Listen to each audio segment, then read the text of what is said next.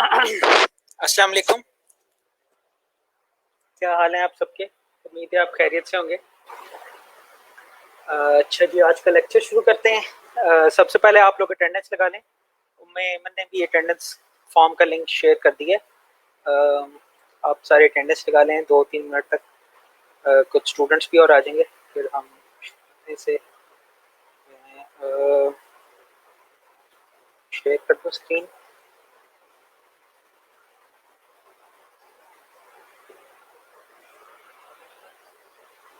अच्छा, आज हम पीएचपी का इंट्रोडक्शन करते हैं। उससे पहले काफ़ी लोग कह रहे थे कि पीएचडी टू एचटीएमएल का जिक्र कर लें, तो उसको भी आज हम देख लेंगे थोड़ा सा। मैं फिर आपके साथ ट्यूटोरियल वगैरह शेयर कर दूंगा, जहाँ पे आप डिटेल में देख सकते हैं। 1-2 कन्वर्जन आप प्रैक्टिस कर सकते हैं वहाँ पे।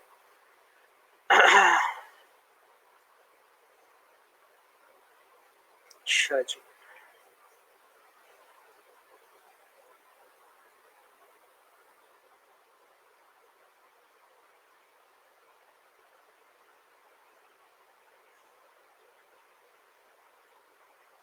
तो हम इस तरह कर देते हैं। आप लोगों को आवाज़ आ रही है मेरी क्लियर?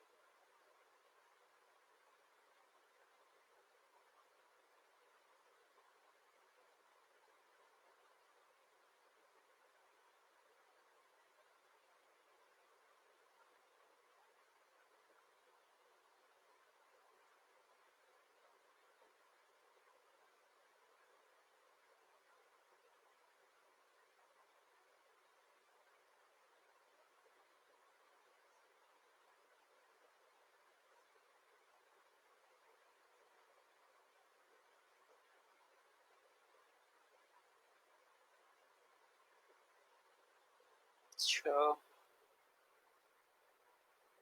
अच्छा, चलें शुरू करते हैं फिर। हम्म, हमने डायनेमिक वेब पे बात नहीं की हुई, डायनेमिक वेब पे बात कर लेते हैं। अच्छा, उससे पहले जल्दी से मैं आपको पीएचडी का बता दूं। मेरे पास अभी पीएचडी इस कंप्यूटर में कोई पड़ी नहीं है। मैं आपको यहाँ से हम पीएचडी डाउनलोड कर लेते हैं।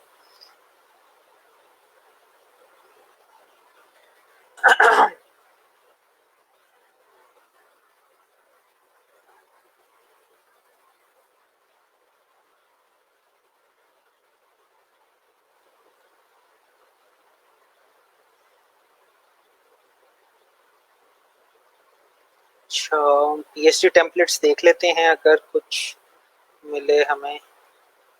ये है, पीएचडी भी है, रिस्पॉन्सिव भी है, इसको देख लेते हैं।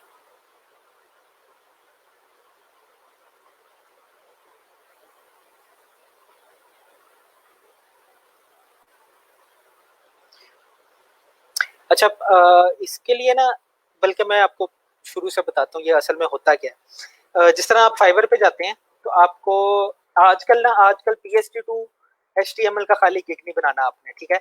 आजकल आपने बनाना है sketch to PhD, XD to PhD. जिस तरह अब आजकल जो ज्यादातर पीएचडी से काम शिफ्ट हो गया एडोब एक्सडी के ऊपर, ठीक है। एडोब एक्सडी बहुत ज्यादा आसान आप कह लें सॉफ्टवेयर है, जिसमें फोटोशॉप से ज्यादा आसान तरीके से आप वेबसाइट को बना सकते हैं और उसको कन्वर्ट कर सकते हैं। असल में पीएचडी व्यू करने के लिए हमारे पास खाली सॉफ्टवेयर होता है। तो आप जितने भी गिग्स देखेंगे वो ये होगा, PhD XD, PhD XD, sketch to HTML. मतलब अगर किसी ने स्केच भी किया हुआ है, या किसी के पास पिक्चर भी है, इमेज है किसी के पास, या किसी ने ड्रॉ किया हुआ है खाली कि मुझे इस तरह की चीज चाहिए, तो आप उसका भी एचटीएमएल बना के दे सकते हैं, ठीक है। तो खाली आपने पीएचडी टू एचटीएमएल नहीं बनानी, क्योंकि पीएचडी टू एचटीएमएल काफी कम हो गई है। ज्यादातर लोग अब एक्सडी टू एचटीएमएल करते हैं। अब पिछली तरह की स्लाइसिंग भी नहीं होती, स्लाइसिंग भी आपको करने की जरूरत नहीं है, इमेजेस जो होते हैं वो खुद ही से वो प्रोवाइड कर देते हैं। ठीक है, तो अभी मैं जल्दी से बताता हूँ, अगर मेरे पास कोई लेआउट डिज़ाइन डाउनलोड हो गया तो। अब जिस तरह से ये लेआउट है, मैं आपको बताता हूँ फोटोशॉप कैसे इंस्टॉल करनी है आपने। ये ऑफिशियल तरीका तो नहीं है, फोटोशॉप का असली लाइसेंस आप लोगों को काफ़ी महंगा मिलेगा। तो मेरे पास वेबसाइट ही है, वो वेबसाइट का नाम मैं देखता हूँ।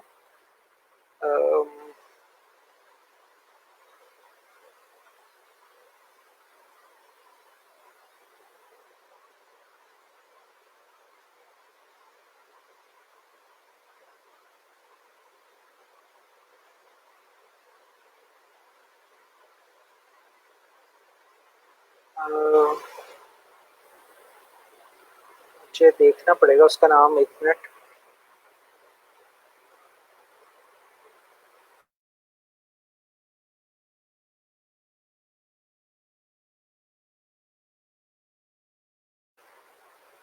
अच्छा, मैं अभी वो PhD टू HTML का ही बता रहा हूँ। अच्छा, इस पे पूरा लेक्चर नहीं होगा, ये मैं आपको बताऊंगा, क्योंकि PhD टू HTML ऑब्सोल्यूट हो गया, XD टू HTML आ रहे हैं या बाकी सारी चीजें आ रही है, मैं ट्यूटोरियल आपको बता दूंगा। अच्छा, सबसे पहले आपने जाना है गेट इनटू पीसी का नाम, वेबसाइट गूगल पे जाएं, यहाँ पे लिखें get into PC, get into PC. ठीक है, यहाँ पे ना आपको फोटोशॉप लेटेस्ट मिल जाएगा। ठीक है, क्रैक्ड। ठीक है, तो आपने वो इंस्टॉल कर लेना, उसकी इंस्टॉलेशन वगैरह की भी इंस्ट्रक्शन वगैरह जो होंगी वो आपको मिल जाएंगी। ठीक है, तो अब फोटोशॉप इंस्टॉल हो गया है, तो अगर क्लाइंट आपको देता है पीएसडी फाइल, तो पीएसडी फाइल के साथ वो आपको इमेजेस की फाइल भी देगा। ठीक है, अब पीएसडी हम क्या, पीएसडी का कैसे इस्तेमाल करेंगे, इसको मैं एक्सट्रैक्ट करता हूँ। ठीक है, यहाँ पे देखते हैं, अगर मेरे पास, हाँ ये पड़ी है पीएसडी। ठीक है, इसको मैं खोल लेता हूँ। अच्छा, पीएचडी को खोलने के लिए, पीएचडी क्या होती है, फोटोशॉप डिजाइन फाइल होती है, तो आपको ये फोटोशॉप इंस्टॉल हुआ हुआ होना आपके पास जरूरी है। ठीक है, नहीं तो आप क्या कर सकते हैं, अगर बाकी देख सकते हैं कि उससे इमेज मांग लें। ठीक है, और इमेज करेक्ट साइज का मांगे, अगर करेक्ट साइज का आपको इमेज भी मिल जाता है तो उसमें भी आप इस चीज को बड़े आराम से कर सकते हैं।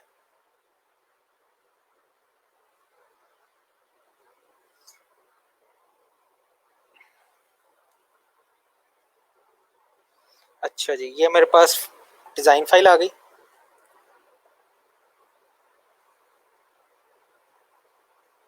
अच्छा, ये टेक्स्ट लेयर अपडेट क्यों मांग रहा है, क्योंकि ना इसके कुछ फॉन्ट्स होंगे जो मेरे पास नहीं पड़े हुए होंगे। ठीक है, तो वो फॉन्ट्स डाउनलोड कर लेगा और वो टेक्स्ट लेयर अपलोड हो जाएगी। अच्छा, अब यहाँ पे देखें कि ये हमारे पास डिज़ाइन पड़ा हुआ है। ब्रश टूल नहीं हमने यूज़ करना, हमने इसको जूम करना थोड़ा सा, और इसको हम ऊपर ले आते हैं। ठीक है, अब यहाँ पे देखें, ये डिज़ाइन की हुई है इसने, एक पेज डिज़ाइन किया हुआ है जिसके अंदर काफ़ी सारे आप कह लें कि एलिमेंट्स हैं। ठीक है, अब हर एलिमेंट को यहाँ से आप देख सकते हैं, यहाँ पे ना कोई भी अच्छी पीएचडी होगी तो उसने हर एलिमेंट को एक लेयर में बनाया होगा, और हर एलिमेंट को आप देख सकेंगे और उसको मतलब लेयर को ऑन ऑफ कर सकेंगे। ठीक है, और हर लेयर के अंदर लेयर के एसेट्स पड़े हुए होंगे। ठीक है, जिस तरह से ये साइन अप लॉगिन का टेक्स्ट है, तो इसको मैं CNC कर सकता हूँ, और असल में मेरा यही काम होता है कि ये मेरे पास एसेट्स पड़े हुए हैं। ठीक है, अगर मैं बनाना शुरू करता हूँ HTML की फाइल, ये मेरे पास डिजाइन है फॉर एग्जांपल, और मैं HTML बनाना शुरू करता हूँ, तो मुझे क्या चाहिए, मुझे यही चाहिए ना कि ये सारी चीजें जो पड़ी हुई हैं, फॉर एग्जांपल अगर ये लिंक्डइन का लोगो है, ये आम फॉन्ट्स पे नहीं है। वैसे तो अब ये लिंक्डइन का लोगो भी आपको एक्सट्रैक्ट करने की जरूरत नहीं है, ये किसी ना किसी कोई ना कोई फॉन्ट्स यूज कर रहे होते हैं। कोई भी अच्छा डिजाइनर होगा ना, वो फॉन्ट्स यूज करेगा। ठीक है, फॉन्ट्स क्या होते हैं, वो एक अलग दिन की कहानी है, उसके लिए मैं आपको लिख देता हूँ, बल्कि मैं ना स्लैक पे लिखता जाता हूँ चीजें। इस तरह से आप देख सकते हैं, एक है फॉन्ट ऑसम।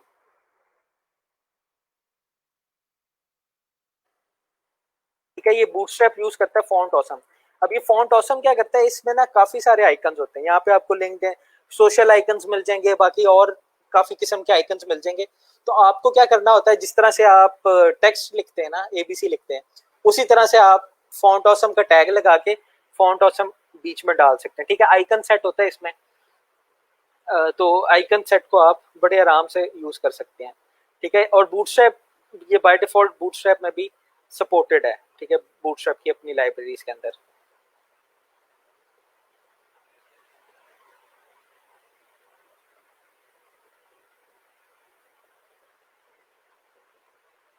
तो अब इस तरह की जो चीजें होती है ना, मेरे ख्याल में नीचे भी होगी शायद कोई, इसको नीचे देखते हैं, ये है इस तरह की चीज।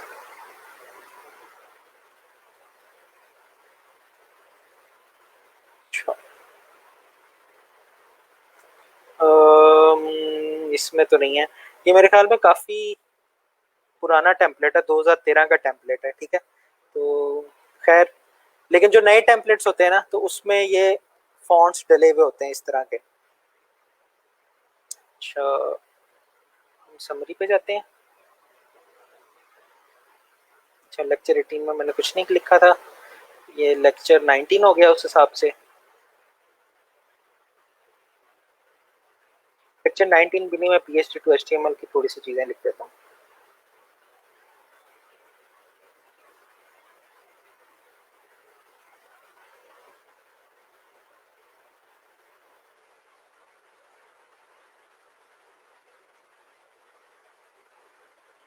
गेट इनटू पीसी था।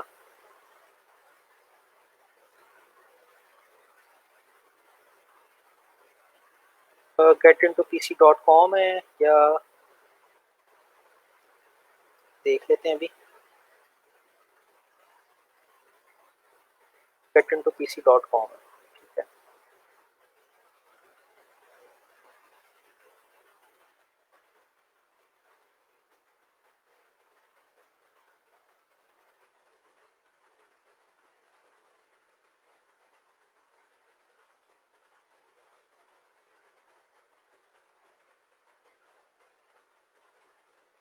अच्छा, अब फॉन्ट्स के बारे में बता रहा था। फॉन्ट्स वैसे बूटस्ट्रैप के अंदर हमने डिस्कस नहीं किया, लेकिन फॉन्ट्स के बारे में आप देख लीजिएगा। फॉन्ट ऑसम का ये मैं लिंक पेस्ट कर देता हूँ आपके लिए यहाँ पे।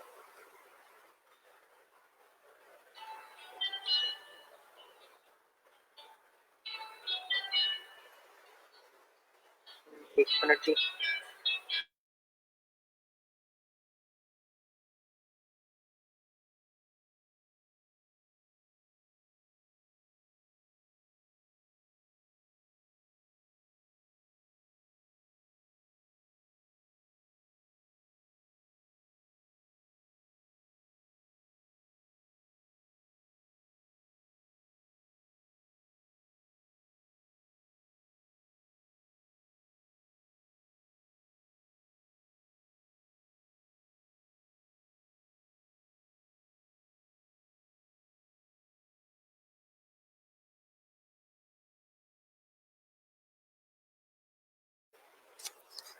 अच्छा जी, सॉरी। अच्छा, कहाँ पे थे हम? अच्छा, सवाल भी कुछ और आ रहे हैं। Sir, Photopea is an alternative to Photoshop. हाँ जी, बहुत सारे ऑल्टरनेटिव्स हैं। एक फोटोपी है, एक जिम्प सॉफ्टवेयर है, अगर किसी ने इस्तेमाल किया हो, जिम्प, GIMP। ये ओपन सोर्स है और ये फ्री है, और ये फोटोशॉप का एक तरह से ऑल्टरनेटिव है। जो फोटोपी की बात कर रहे हैं वो ऑनलाइन एडिटर है, वो भी बहुत अच्छा है, और वो मतलब आपके जो कह लें कि छोटे छोटे काम है वो बड़े आराम से कर सकते हैं। अच्छा, अगर आपने फोटोशॉप का लाइसेंस खरीदा हुआ है और आपने ब्रैकेट्स या ड्रीम वीवर उसका लाइसेंस खरीदा हुआ है, ठीक है, तो फोटोशॉप जो है वो खुद ही HTML में कन्वर्ट भी करके दे देती है मेजर चीजों को, ठीक है।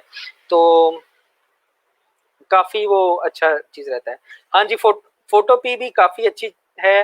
अगर आपने इससे ज्यादा, इसमें थोड़ी सी फंक्शनैलिटी की ना लिमिटेशन है फोटो पी में, लेकिन वेब डेवलपमेंट के लिए आपके लिए इसका नॉलेज काफी इनफ होगा। और जिम्प भी है एक। जिम्प आप कह लें जिस तरह विंडोज की लिनक्स है ना, तो ये लिनक्स वालों के ही, जिन्होंने लिनक्स बनाई हुई है ना, उन्होंने ये सॉफ्टवेयर बनाया हुआ है जिम। ये फ्री फोटो मैनिपुलेशन के लिए इस्तेमाल होता है। फोटोशॉप के तकरीबन सारे लेक्चर्स काम हो जाते हैं। हाँ जी, टुडे लेक्चर नंबर 19 है, मेरे ख्याल में मैंने 20 लिख दिया होगा, ये मेरी काउंटिंग जरा थोड़ी सी खराब रहती है। HTML टू वर्डप्रेस करेंगे, लेकिन उससे पहले हम वर्डप्रेस कर लें, ठीक है। सर पीएचडी की फाइल फोटोशॉप के अंदर ही मिलेगी? नहीं जी, पीएचडी की फाइल आपको क्लाइंट देगा, क्लाइंट पीएचडी की फाइल के साथ आपको इमेजेस भी देगा, ठीक है। तो आपको बस पीएचडी की फाइल खोलनी किस लिए है? ज्यादातर इसलिए खोलनी है कि आपको पता चले ये करना किस तरह से है, ठीक है। लेकिन अब इसकी भी जरूरत नहीं, क्योंकि आपको पता है कि आपने ये किससे करना है, ये आपने करना है HTML से, ठीक है। तो यहाँ पे आप HTML लिखेंगे, यहाँ पे एक डिव बना लेंगे, नैव बार बना लेंगे, ठीक है। वो उसको इस तरह से नजर आने के लिए आपने क्या करना है, वो आपने खुद ही फिगर आउट करना पड़ेगा आपको, ठीक है। जो एसेट्स होंगे वो आपको यहाँ से मिल जाएंगे, ठीक है। जिस तरह से ये सोशल के एसेट्स हैं, सोशल के ये बटन पड़े हुए होंगे, FA वेक्टर आइकन, ये है मेरे ख्याल में, इसको देखते हैं। हाँ ये है, ये लिंक्डइन का आइकन है, ठीक है। अब ये लिंक्डइन का आइकन मैंने एक्सपोर्ट करना है, तो मैं इसके ऊपर क्लिक करूंगा, यहाँ पे एक्सपोर्ट का बटन होगा, एक्सपोर्ट एज, ठीक है। इसके ऊपर मैं एक्सपोर्ट एज के ऊपर क्लिक करूंगा, ठीक है। मेरे पास ये विंडो सी खुल जाएगी, ठीक है। फॉर्मेट, यहाँ से PNG रखें आप, यहाँ से स्लाइस विड्थ और हाइट देख लें और इसको एक्सपोर्ट कर लें, ठीक है। जब भी आपको ये इसको एक्सपोर्ट करेंगे ना, तो आपके पास ये आइकन मिल जाएगा, और HTML जब आप कोड कर रहे होंगे तब आप इस फाइल को यूज कर सकते हैं। अच्छा, मैं इसको एक्सपोर्ट कर लेते हैं। अच्छा, एक ये तरीका है, ठीक है। इसको मैं यहीं पे रख लेता हूँ अभी के लिए। अच्छा, ये अगर आपने कह लें कि सिंपल उसके लिए एक्सपोर्ट करनी है, तो आपको यहाँ से उसको एक्सपोर्ट कर सकते हैं, नहीं तो आप यहाँ से भी कर सकते हैं, जनरेट इमेज एसेट्स, ठीक है। फाइल पे गए आप, जनरेट इमेज एसेट्स में गए, थोड़ा सा वो प्रोसेस कर रहा है, उसको इंतजार करने दें जरा।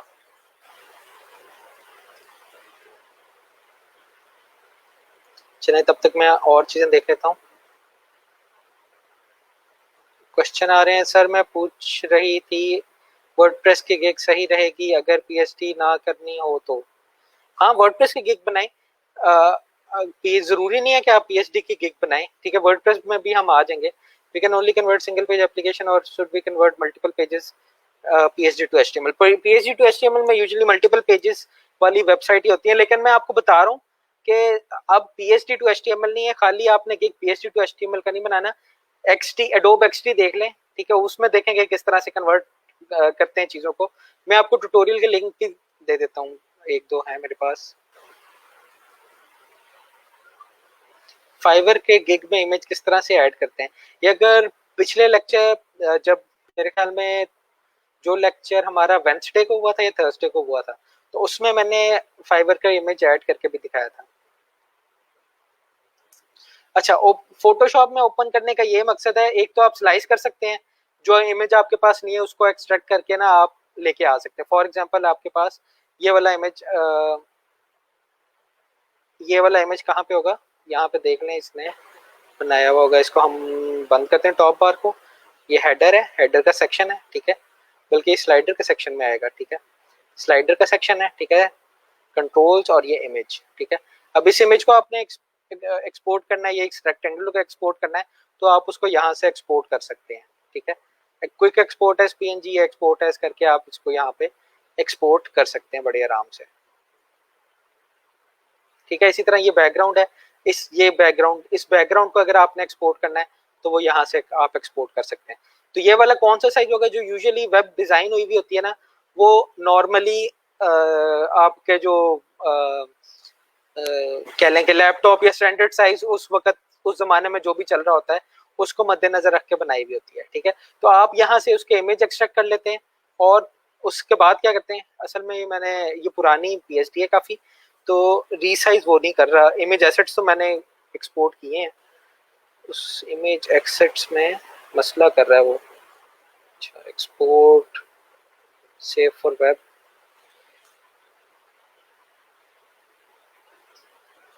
अच्छा, अब ये वाले ना, ये जो जो मैंने सेलेक्ट करना है, अब ये सारे सेलेक्ट हुए हैं, तो जिस चीज को मैंने सेलेक्ट करना है उसको मैं एक्सपोर्ट फॉर वेब करके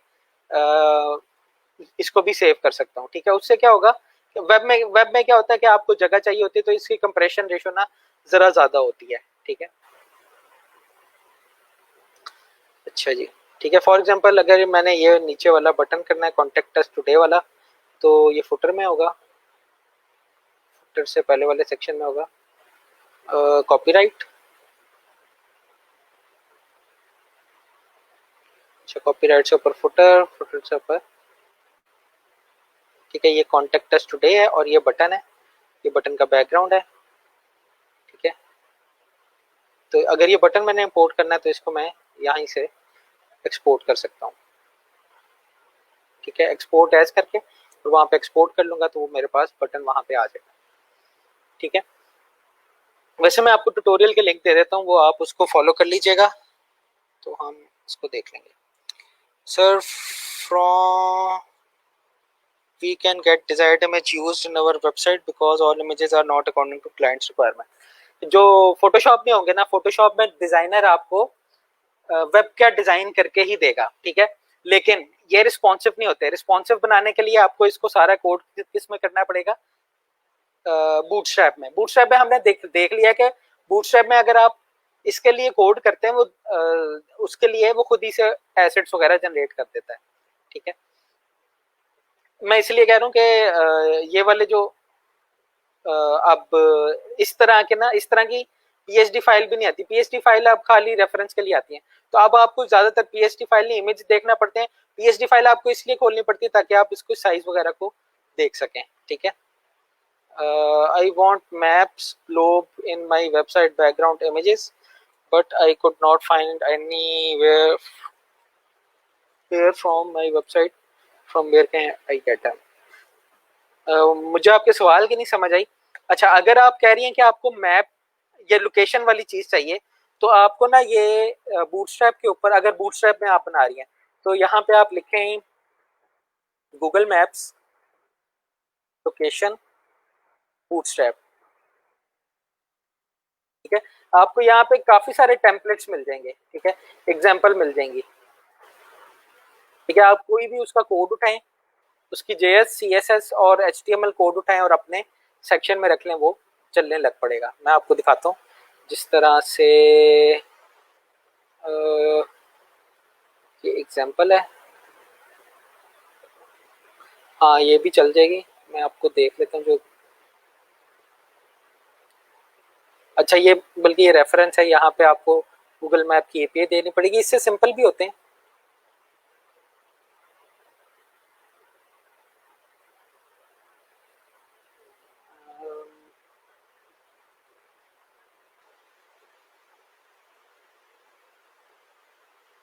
अच्छा, ये सारे की जनरेट करने वाले कह रहे हैं एक की के बगैर भी होता है, जिसमें ना आपने सिंपल लोकेशन डालनी होती है। ठीक है, तो वो मैं देखता हूँ, या आप मुझे स्लैक के ऊपर मैसेज कर दीजिएगा, ये मैं ना आपको भेज दूंगा एग्जांपल। अच्छा, ठीक है, आगे चलते हैं हम। इसको बंद करते हैं।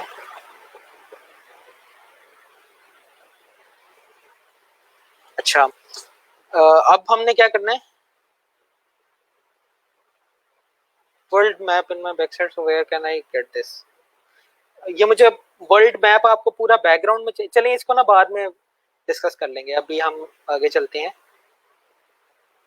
डायनामिक वेब की तरफ। ठीक है, अब डायनामिक वेब होती क्या है।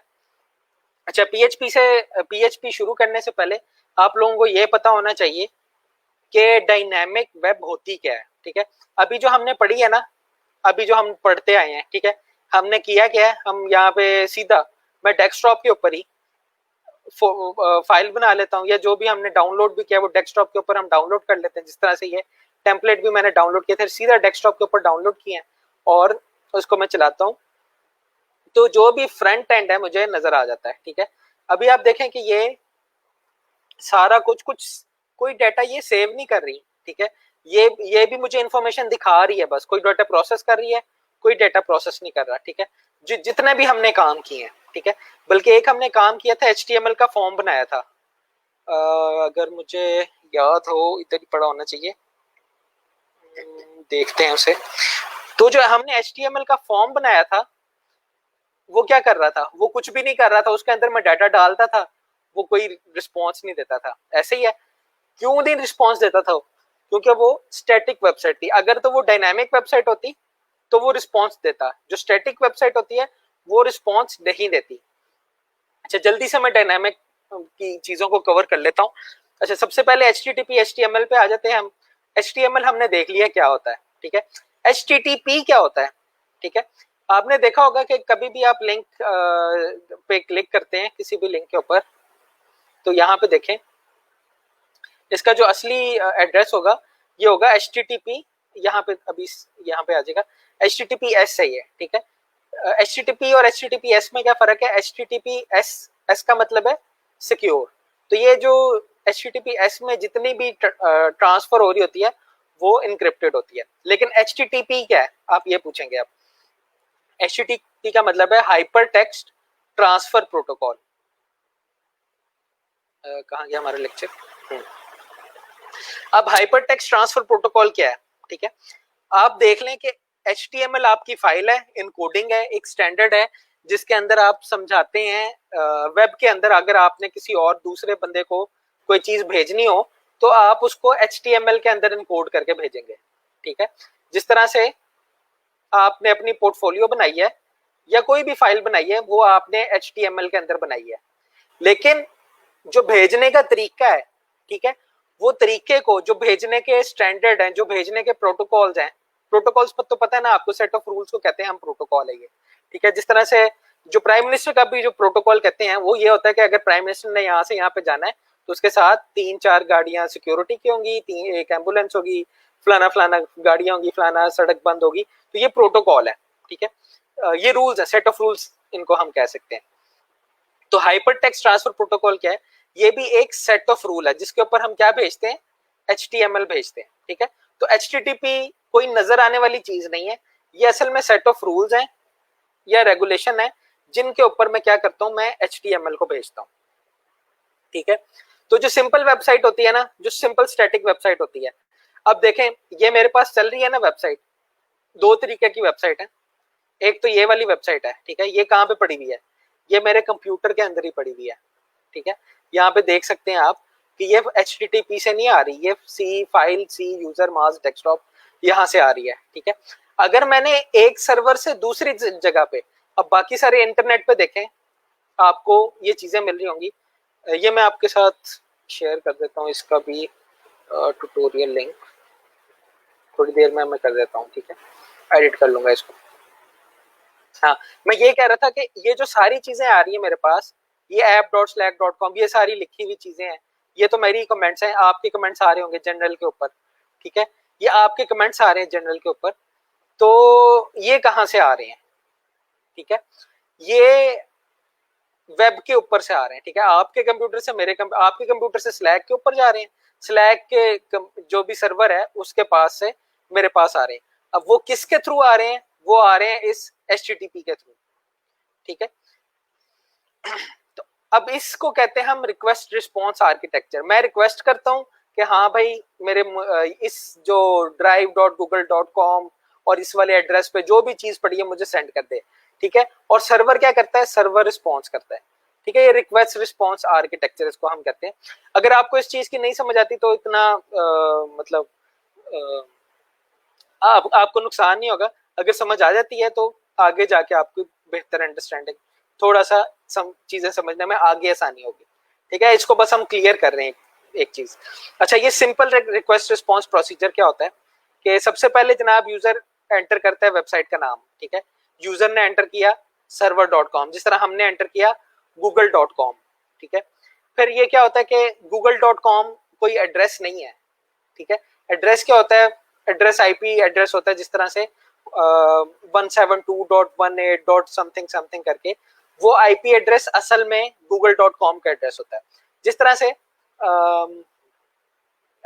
आपके घर का एड्रेस है, आपके घर का नाम होगा, मतलब आपका नाम होगा। अगर मैंने ईमेल लेटर आपको पहुंचाना है, जिस तरह से आप लोगों ने कोई ईमेल लेटर लिखा है मेल में और वो मुझे पहुंचाना चाह रहे हैं, ठीक है, तो आप ऊपर माज अहमद लिख देंगे, तो पोस्ट ऑफिस वालों को तो नहीं पता माज अहमद कौन है, उसके नीचे आप एड्रेस लिखते हैं, हाउस नंबर वगैरह वगैरह वगैरह जो भी है, ठीक है। तो इसी तरह google.com में लिख देता हूं, तो इंटरनेट को नहीं पता google.com क्या है, ठीक है। इंटरनेट को उसका एड्रेस चाहिए, उसका address 162 dot something something something कोई नंबर्स होता है, ठीक है। तो वो नंबर क्या करते हैं, वो डीएनएस से आपको नंबर वापस आता है, फिर आपका कंप्यूटर उस नंबर को रिक्वेस्ट भेजता है, ठीक है। पहले रिक्वेस्ट जाती है इंटरनेट पे डीएनएस सर्वर के पास, वो डीएनएस सर्वर आपके नाम को कन्वर्ट करता है, जो भी आपने google.com है, google.com को एड्रेस में कन्वर्ट करेगा, आपको भेजेगा, फिर आप अपने कंप्यूटर से उस सर्वर को एक्सेस करेंगे, ठीक है। ये काम तो हो गया यहाँ पे, दोनों स्टैटिक वेबसाइट में और डायनामिक वेबसाइट में दोनों में सेम काम होता है। अच्छा, अब आगे देखें क्या होता है। आपने रिक्वेस्ट भेजी सर्वर को, ठीक है, सर्वर कहता है कि जो भी मेरे पास पड़ा हुआ है ना इंडेक्स पेज, उसको डिस्क से फेच करता है और उसको रिटर्न कर देता है। ये सिंपल काम है ना, मैंने सर्वर को रिक्वेस्ट भेजी, सर्वर ने कहा हाँ जी मेरे पास ये पेज पड़ा है और उसने ये पेज भेज दिया, ठीक है। अगर ये HTML की वेबसाइट है, सिंपल HTML की, ठीक है, तो उसमें क्या होगा, सर्वर अगर ये वाली वेबसाइट है तो सर्वर पूछेगा ये वाली पेज मेरे पास पड़ा हुआ है, और इस पेज को HTML को वैसे ही उठा के भेज देगा मेरे पास, ठीक है। यहां तक बात क्लियर हो गई। सर रिस्पॉन्स का क्या मतलब है? अगर रिस्पॉन्स का मतलब जवाब देना होता है, ठीक है। मैं सर्वर के रिक्वेस्ट करता हूं कि मुझे ये वाला पेज दिखाए, ठीक है, और सर्वर रिस्पॉन्स में मुझे वो वाला पेज दिखा देता है। अच्छा, means your website design remains the same in difference. अच्छा, आप ना रिस्पॉन्स को रिस्पॉन्सिव के साथ कंफ्यूज कर गए अब्दुल्ला। ये हम बात कर रहे हैं रिक्वेस्ट रिस्पॉन्स आर्किटेक्चर की, ठीक है। ये मतलब ये रिक्वेस्ट और रिस्पॉन्स ही अलग वाला है।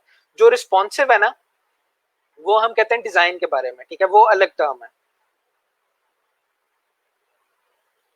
अच्छा, ये फैजान ने सही जवाब दिया। अच्छा, ये ना मैं आपको एक करके दिखाता हूँ चीज, ये आपने अभी घबराना नहीं है, मैं ना एक एग्जांपल करके दिखाता हूँ, बल्कि मैं थोड़ा सा आगे चला जाऊं। अच्छा, ये तो हो गया सिंपल रिक्वेस्ट रिस्पॉन्स जो हमने सीखा है ना अभी तक, HTML CSS बूटस्ट्रैप, ये होता है फ्रंट एंड के लिए। सिंपल फ्रंट एंड बनाना हो, कोई डेटा प्रोसेसिंग की जरूरत नहीं है मुझे, यहाँ पे कोई मैंने फॉर्म नहीं डाला हुआ, कोई मैंने प्रोसेसिंग नहीं करनी, ठीक है। लेकिन हम आ जाते हैं कम्प्लेक्स वेबसाइट के ऊपर, ठीक है। कम्प्लेक्स वेबसाइट कैसी होती है, जिस तरह से मैं अगर अपना जीमेल का अकाउंट खोलता हूँ, जिस तरह से मैं ये खोला, स्लैक खोला मैंने, ठीक है, यहाँ पे लिखा हुआ उस्मान राजा, उस्मा राजा सॉरी, और उस्मा राजा का ये एक फाइवर का लिंक है यहाँ पे। अच्छा, अब ये लिंक क्या है, ये एक चीज है जो सेव की हुई है, जो उस्मा राजा ने कमेंट किया हुआ था, ये यहाँ पे आ गया, ठीक है। अब इसको मैंने फेच करने के लिए ये HTML में नहीं लिखा, उस्मा राजा ने तो टाइप किया था ना, जिस तरह से मैं यहाँ पे टाइप कर दूंगा ABC करके, मैं यहाँ पे टाइप करूंगा, उसको एंटर करूंगा, वो प्रोसेस होगा डाटा और फिर आगे जाके रिकवर होगा। और जब भी कभी आज से साल बाद 2 साल बाद मैं इसको फेच करना चाहूंगा, वो फेच भी हो जाएगा, ठीक है। और ना मैं इसको HTML में कोड कर रहा हूँ, ठीक है। ये कम्प्लेक्स वेबसाइट है ना। ये वेबसाइट बनाने के लिए हमने क्या किया, HTML लिखी, वो HTML रेंडर होके यहाँ पे आ गई। लेकिन ये टेक्स्ट लिखने के लिए हमने क्या किया, ये इसको टेक्स्ट को मैंने यहाँ पे लिखा, एडिट किया और वो सेव हुआ फिर, और इतने सारे प्रोसेसिंग हुई उसकी। तो ऐसी वेबसाइट डायनामिक वेबसाइट होती है, जिसमें डाटा प्रोसेस हो रहा हो, उस वेबसाइट को हम कहते हैं कि ये मेरी वेबसाइट जो है ये एक डायनामिक वेबसाइट है, ठीक है। फर्क पता चला अब स्टैटिक और डायनामिक में। जो हम अभी तक बनाते आए हैं वो है स्टैटिक वेबसाइट, लेकिन जिस वेबसाइट में मुझे डाटा प्रोसेस करना पड़ गया, मतलब ये वाली जो इंफॉर्मेशन है उसको स्टोर करना है, प्रोसेस करना है और रिट्रीव करना है, ऐसी वेबसाइट को हम डायनामिक वेबसाइट कहते हैं, ठीक है।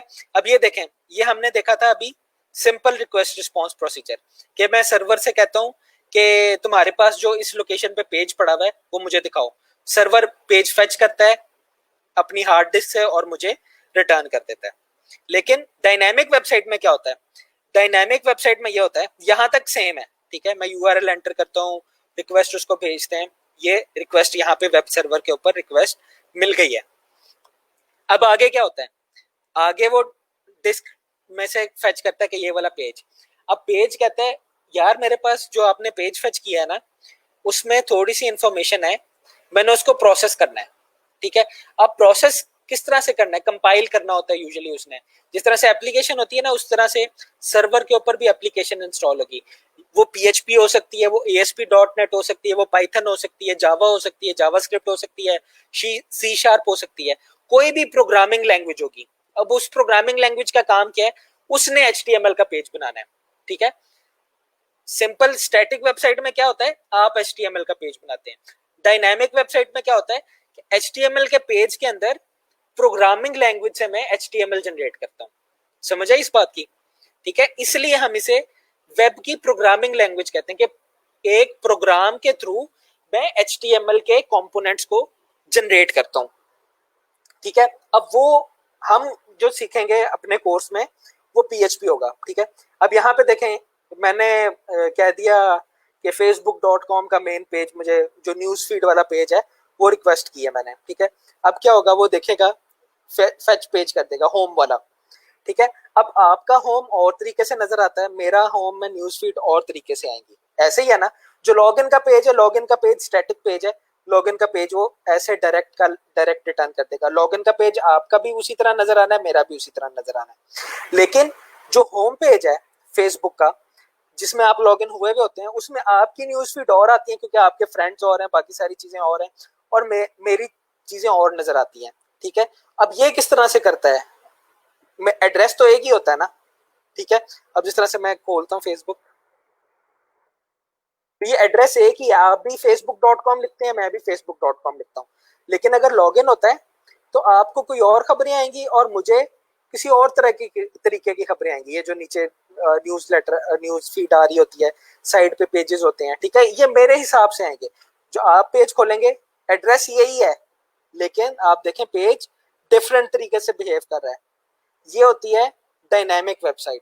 अब ये देखते हैं ये करता क्या है। ये करता ये है कि पेज में कुछ होती है PHP। ठीक है, अब PHP या जो भी प्रोग्रामिंग लैंग्वेज है, ठीक है, हम PHP को जब भी हम कहेंगे ना PHP, इसका मतलब है वेब की प्रोग्रामिंग लैंग्वेज। अच्छा, अब PHP है, PHP उसको क्या बताती है कि अच्छा इस यूजर का ना नेम फेच करो पहले। ठीक है, यहाँ पे देखें यहाँ माज आ रहा है। ठीक है, हम इस खाली इस सेक्शन को ले लेते हैं। आपके लिए वो आपका नाम होगा, मेरे लिए वो मेरा नाम होगा। ठीक है, और जो भी यूजर लॉगिन करेगा वो यूजर लॉगिन के लिए अलग नाम होगा। ठीक है, और ये हो किस वजह से मैं HTML में ये नहीं काम कर सकता। HTML में हम कर सकते हैं, HTML में तो मैं यहाँ पे माज ही लिखूंगा और वो एक ही नाम रहेगा, आपके लिए भी मेरे लिए भी। लेकिन मैं प्रोग्रामिंग लैंग्वेज से करता हूँ। प्रोग्रामिंग लैंग्वेज से मैं ये करूंगा कि जो भी यूजर लॉगिन हुआ है उसका यूजर नेम फेच करे और डिस्प्ले करे। ठीक है, तो हम PHP सीखेंगे क्यों? PHP हम इसलिए सीखेंगे कि हम जो मेरी HTML है उसको मैं डायनामिक कर सकूं, कि जो भी जिस जिस लिए भी मैंने काम करना है उस लिए मैं HTML का इस्तेमाल कर सकूं। अच्छा, अब उस PHP को वो प्रोसेस करेगा। ठीक है, उस PHP में SQL होगी, डेटाबेस में डाटा सेव होगा। ठीक है, डेटाबेस में वो पूछेगा कि हाँ भाई इस यूजर का नाम क्या है, वो डेटाबेस रिटर्न करेगी इस यूजर का नाम माज है। ठीक है, अब वो मिल गया उसको डाटा, अब वो इस डाटा को HTML में लेके जाएगा। ठीक है, अगर मैं आपको यहाँ पे दिखाऊं, इसको खोल लेते हैं, बल्कि अभी इसको यही है ना, इंस्पेक्ट कर लेते हैं इसको। ठीक है, यहाँ पे देखें ये वही चीज है, div क्लास, ये HTML ही है। यहाँ पे तो मुझे कोई PHP नहीं नजर आ रही। तो HTML जो PHP जावा पाइथन जो भी थी, उसने डेटाबेस में गया, डेटाबेस में मेरा नाम फेच किया उसने, और उसके बाद उसने क्या किया, मैं नाम के ऊपर चला जाता हूँ, बल्कि नाम किधर है, ये नाम है, इसको देख लेते हैं। ठीक है, अब ये नाम है। ठीक है, अब इस नाम को यहाँ पे देखें, ये माज ने लिखा हुआ है, स्पैन क्लास लगाई हुई है, उसके ऊपर डिव्स लगाए हुए हैं काफी सारे, और उसको स्टाइल किया हुआ है। तो ये प्रोग्रामिंग लैंग्वेज ने ये बाकी सारा काम कर दिया। ठीक है, तो डायनामिक और स्टैटिक में आपको फर्क समझ आया?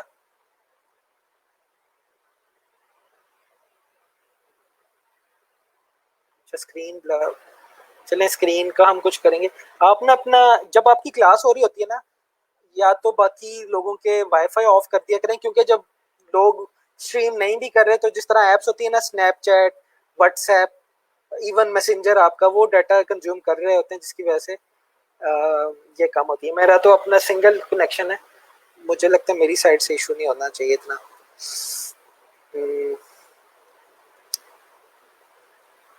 हाइब्रिड साइट भी कम्प्लेक्स साइट होती है। हाइब्रिड मतलब, हाइब्रिड आप उसको कह रहे हैं कि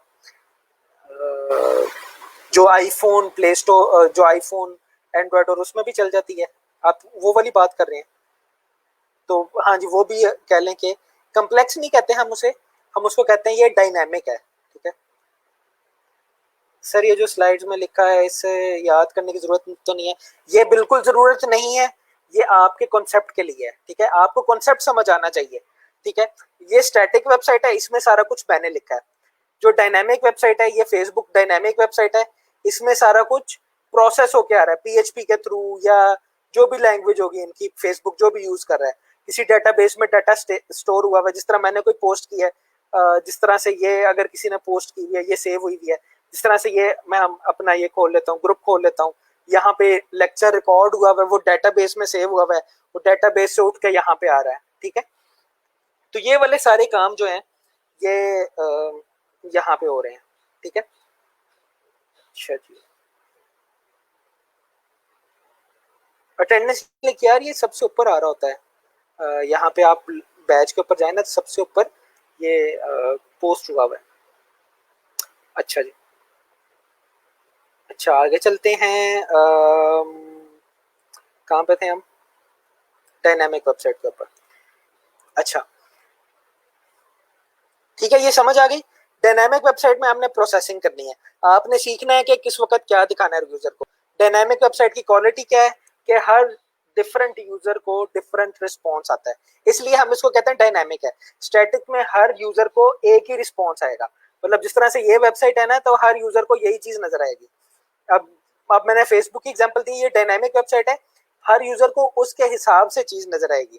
ठीक है, यहाँ पे माज लिखा हुआ है, मेरा नाम, आप लॉगिन करेंगे आपका नाम लिखा हुआ आएगा। तो ये फर्क है स्टैटिक और डायनामिक में।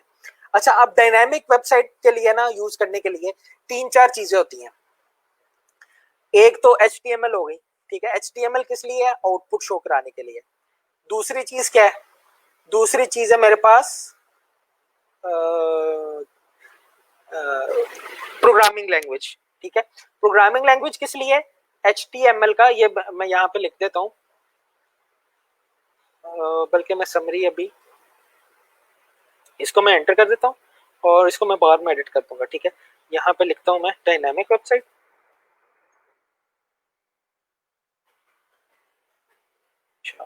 यहाँ पे लिखता हूँ a dynamic website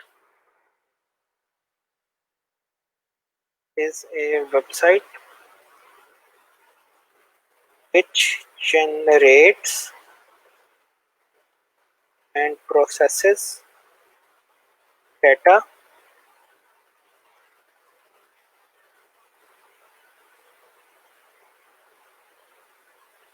using programming language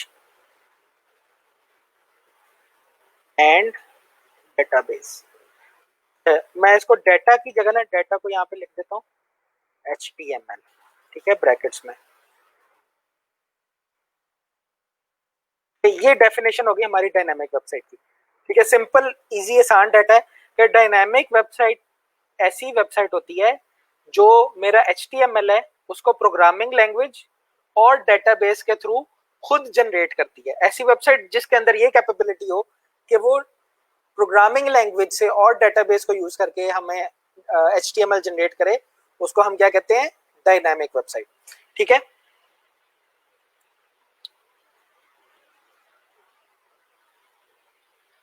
यार कॉम्प्लेक्स, असल में कॉम्प्लेक्सिटी होती है वेबसाइट की। कॉम्प्लेक्स एप्लीकेशन कॉम्प्लेक्स होती हैं, जितनी ज्यादा मुश्किल होगी उसको हम कॉम्प्लेक्स कहते जाएंगे। ठीक है, तो इनको हम ना कहते हैं, इन वेबसाइट को हम डायनामिक वेबसाइट कहते हैं। ठीक है sir, we can change setting of this dynamic website programming language according to our wish. हाँ जी, इसलिए इसको कहते हैं प्रोग्रामिंग लैंग्वेज, कि आप इसको खुद से प्रोग्राम कर सकते हैं।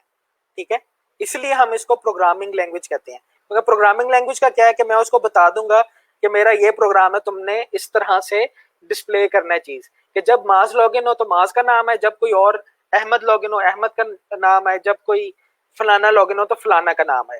ठीक है, तो ये वाला काम मैं किससे कर सकता हूँ? ये वाला काम मुझे प्रोग्रामिंग लैंग्वेज करके देती है। अच्छा, अब हमने क्या करना है? अब दो चीजें मैंने आपको जिक्र की थी।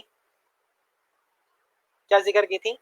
एक प्रोग्रामिंग लैंग्वेज और दूसरी क्या थी? Database. For programming language we use PHP to process and generate HTML.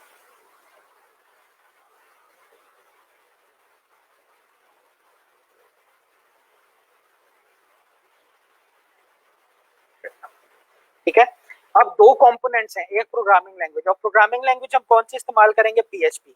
ठीक है, PHP हम क्यों इस्तेमाल कर रही है, मैंने आपको कई दफा बताया कि अब बल्कि हमने लेटेस्ट एग्जांपल देखी, फ्रीलांसर के ऊपर हम वेबसाइट बना प्रोफाइल बना रहे थे तो देख रहे थे हम कि सबसे ज्यादा जॉब्स जो थी वो किसकी थी? वो PHP की थी। अगर कह लें कि पाइथन की 600 जॉब्स थी तो इसकी मेरे ख्याल में 3500 4000 जॉब्स थी खाली PHP की। ठीक है, अच्छा दूसरी चीज क्या है?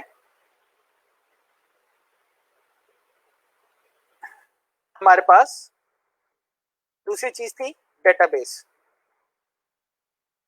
और डेटाबेस क्या करता है? डेटाबेस PHP को हेल्प करता है डेटाबेस में डाटा सेव करने के लिए और रिट्रीव करने के लिए।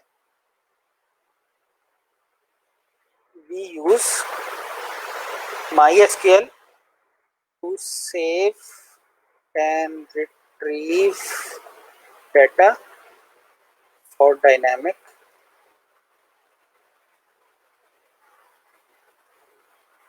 अच्छा, अब मैं एक प्रोग्राम में तो नहीं ना सेव कर सकता, एक प्रोग्राम में मैं सारे नाम नहीं सेव कर सकता। प्रोग्राम की तो एक फाइल होगी ना, वहां पे मैं अगर फेसबुक के 1 बिलियन यूजर है, मैं 1 बिलियन यूजर के प्रोग्राम में नाम नहीं सेव कर सकता। ठीक है, तो नाम चेक करने के लिए या नाम सेव करने के लिए मुझे क्या चाहिए होगा? मुझे एक डेटाबेस चाहिए होगी। ठीक है, अब वो डेटाबेस का काम क्या है? डाटा को सेव करना और डाटा को रिट्रीव करना। ठीक है,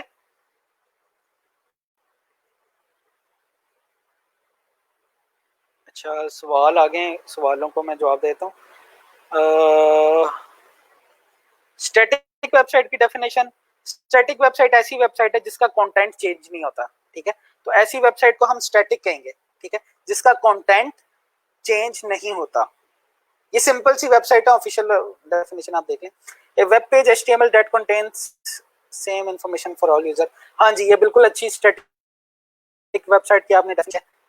PHP is a programming language and database is SQL। हाँ जी बिल्कुल सही है, PHP जो है प्रोग्रामिंग लैंग्वेज है, डेटाबेस जो है वो SQL है। लारावेल का भी इंट्रो दे दीजिएगा। यार लारावेल जब हम PHP खत्म कर लेंगे ना, PHP का सिंटैक्स खत्म कर लेंगे, तब मैं लारावेल का ना आपको कह लें कि बता दूंगा कि लारावेल ये होती है। ठीक है, क्योंकि हम उधर गए, लारावेल की तरफ गए तो हमारा वर्डप्रेस रह जाएगा। अच्छा, I'm not getting the main difference between static and dynamic because in static website we can also use programming language। यार अगर फॉर एग्जांपल अगर जिसने भी सवाल किया, अगर आप स्टैटिक वेबसाइट के अंदर PHP यूज कर लेते हैं, इसका मतलब है आप कुछ चीजें प्रोसेस कर रहे हैं। अगर आप कोई चीज प्रोसेस कर रहे हैं, इसका मतलब है कि वो वेबसाइट जो है वो डायनामिक हो गई। ठीक है, तो अब इसका मतलब ये है कि ऐसी वेबसाइट जो प्रोसेस कर रही होगी डाटा को, जिस तरह से PHP अगर मैंने यूज कर ली है तो वो ऑटोमेटिकली क्या हो जाएगी? वो ऑटोमेटिकली डायनामिक वेबसाइट हो जाएगी। ठीक है, हाँ जी बेसिक मैं आपको इन्फॉर्मेशन दे दूंगा अगर ये PHP करवाने के बाद। सर डेटाबेस की टाइप भी कौन कौन सी होती है, ये जब हम डेटाबेस के ऊपर चले जाएंगे तब बताएंगे। वैसे हम जो है ये हम SQL डेटाबेस ही देखेंगे, रिलेशनल डेटाबेस जिसे हम कहते हैं। ठीक है, वैसे तो आजकल बहुत सारी टाइप आई हुई है, वो आप अपनी टाइप पे देख लेगा। हम जो सबसे ज्यादा इस्तेमाल हो रही है ना, जो आपको सीखने की जरूरत है बेसिक, मैं वो सिखा दूंगा। बाकी आप आगे जहां मर्जी से बहुत सारे ट्यूटोरियल वगैरह आप उनसे सीख सकते हैं वो। और लैंग्वेज का भी यही होता है, अगर आपको एक लैंग्वेज आ जाए ना सही तरीके से, आप कोई भी लैंग्वेज बड़े आराम से सीख सकते हैं। अच्छा हम आगे चलते हैं, कहाँ पे थे हम? हाँ अच्छा अब यहाँ पे कुछ चीजें लिखी हैं जो मैंने पहले से आपको बता दी हैं कि हम PHP और MySQL को क्यों यूज करेंगे। HTML5 का तो काफी जिक्र हो चुका हुआ है। अच्छा PHP, MySQL और HTML5 ये सबसे ज्यादा यूज होने वाली चीज है। और सबसे ज्यादा यूज क्यों हो रही है? क्योंकि PHP, MySQL ये दोनों फ्री है, ठीक है, ओपन सोर्स लाइसेंस है इनके। अगर आप वैसे तो अब .NET भी फ्री हो गई है, .NET कोर के नाम से आई हुई है, एक कह लें कि आर्किटेक्चर आया हुआ है। पहले .NET का आपको लाइसेंस लेना पड़ता था, अब .NET कोर जो है वो बिल्कुल फ्री है, वो भी आप उसको एक्सप्लोर कर सकते हैं। लेकिन PHP के सामने किसी प्रोग्रामिंग लैंग्वेज का मुकाबला नहीं है, क्योंकि इतनी ज्यादा 80% आप कह लें जो डायनामिक वेबसाइट है वो PHP के अंदर बनी हुई है। तो जो नया काम है वो भी PHP के अंदर बन रहा है। और उसकी सबसे बड़ी वजह ना ये वर्डप्रेस है कि वर्डप्रेस PHP यूज करता है और इजी टू यूज है, तो ये लोग वर्डप्रेस को यूज करते हैं, उससे PHP का भी ज्यादा टाइम बढ़ता है। और PHP असल में बनी भी वेब के लिए हुई है। आप इसको ये नहीं कह सकते कि बड़ी अच्छी प्रोग्रामिंग लैंग्वेज है PHP, लेकिन ये कह सकते हैं कि सबसे ज्यादा यूज होती है, बहुत इजी टू यूज है। इसमें डिबगिंग जरा मुश्किल होती है, लेकिन इसमें काम बड़ी जल्दी हो जाता है। अच्छा MySQL का भी यही हिसाब है कि ये इजी टू यूज है। अच्छा जो लैंग्वेज जिस तरह से PHP है, मेरे ख्याल में आगे आएगी PHP, हाँ आगे आ रही है PHP। जो PHP फॉर एग्जांपल जो सबसे ज्यादा लैंग्वेज यूज हो रही है, उसके ना क्वेश्चन भी बहुत ज्यादा, आप लोगों ने स्टैक ओवरफ्लो यूज की भी होगी, ठीक है। अब स्टैक ओवरफ्लो कौन सी वेबसाइट है? स्टैक ओवरफ्लो ऐसी वेबसाइट है जहां पे ना आपके क्यूरीज वगैरह होती हैं, उनके आप जवाब देते हैं, ठीक है। For example how to use date in PHP, ठीक है, ये क्वेश्चन है, ये उसके आंसर आ जाएंगे, ठीक है। तो ये बताया हुआ कि डेट आप इस तरह से शो कर सकते हैं PHP के अंदर, ठीक है। तो इसकी जो लैंग्वेज सबसे ज्यादा यूज हो रही होगी, उसके सबसे ज्यादा क्वेश्चन होंगे और उसके सबसे ज्यादा आंसर होंगे। तो यही काम PHP का है। अब फॉर एग्जांपल अगर आप कोई नई लैंग्वेज उठा लेते हैं, उसमें आपने कोई नया काम करना है और वो पहले से नहीं हुआ हुआ, आपको हेल्प नहीं मिलेगी, ठीक है। लेकिन आप क्लाइंट को यूजुअली एक जैसी चीजें ही चाहिए होती हैं। तो अगर उस आपने जो काम करना है वो पहले भी हुआ है, उसके लिए आपको हेल्प मिल जाएगी। कोई बंदा यहाँ पे फंसा होगा, उसने सवाल किया होगा और उसके सवाल के जवाब में आंसर जो आएगा वो कई लोगों को हेल्प करेगा। जिस तरह से यहाँ पे देखें अपवोट हुए हैं 1051 अपवोट हुए हैं, इसका मतलब लोगों ने इसको अपवोट किया जिनका अकाउंट था उन्होंने, और इससे ज्यादा लोगों ने इस आंसर से हेल्प ली होगी। तो ओपन सोर्स और ज्यादा यूज होने का ये फायदा होता है हमें कि इसकी बड़ी आराम से हेल्प मिल जाती है। आप कोई भी क्लाइंट कुछ कहेगा, आप गूगल पे सर्च करें कि ये वाली चीज हमने कैसे करनी है, आपको बहुत सारी हेल्प मिल जाएगी, ठीक है। और यही यही हिसाब MySQL का, MySQL फ्री है। अगर आप MySQL का ऑल्टरनेटिव देखते हैं, ओरेकल ओरेकल है, तो ओरेकल का लाइसेंस ही आपको, अगर बड़ी एप्लीकेशन आपने बनानी है तो करोड़ों में ओरेकल का एक लाइसेंस है, एक डेटाबेस का लाइसेंस है, एक डेटाबेस डिप्लॉय करने का, ठीक है। तो MySQL ओपन सोर्स है, फ्री भी है। ओपन सोर्स तो मेरे ख्याल में अब नहीं रही, क्योंकि ये जावा ने खरीद ली है MySQL जो थी ना। SQL प्रोग्रामिंग लैंग्वेज, SQL कह लें आप, लैंग्वेज है, structured query language. MySQL software है, ये मैं आपको बताता हूँ अभी थोड़ी देर में। अच्छा ठीक है, अब हम मेरे ख्याल में सॉफ्टवेयर इंस्टॉल कर लें एक।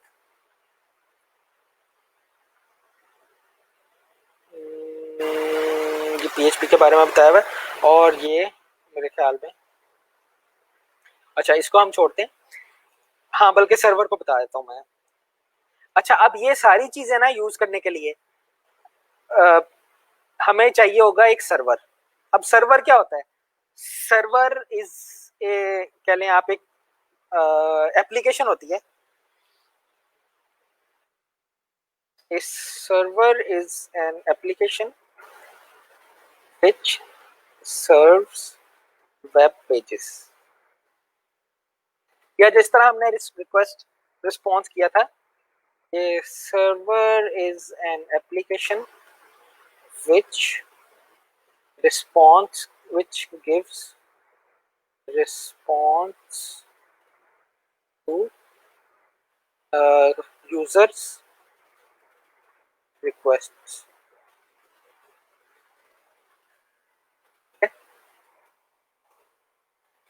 तो सर्वर एक एप्लीकेशन है, एक प्रोग्राम है, ठीक है। उसका काम क्या है?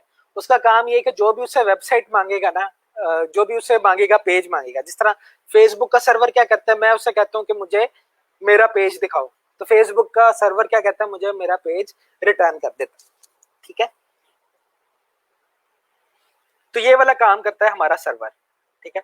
क्या किया है उसने, सर्वर ने बस मेरा पेज फेच करना है और उसको रिटर्न कर देना है।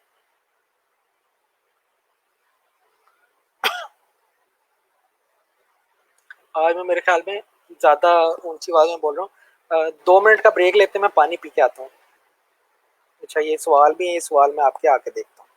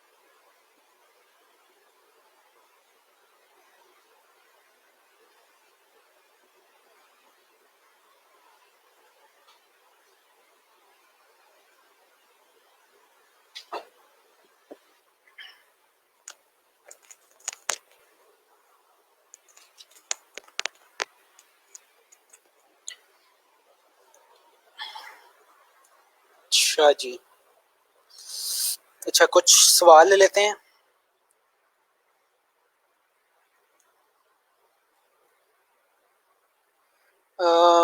स्टैटिक सिंपल वेब पेज को कह सकते हैं, हाँ जी, simple web page.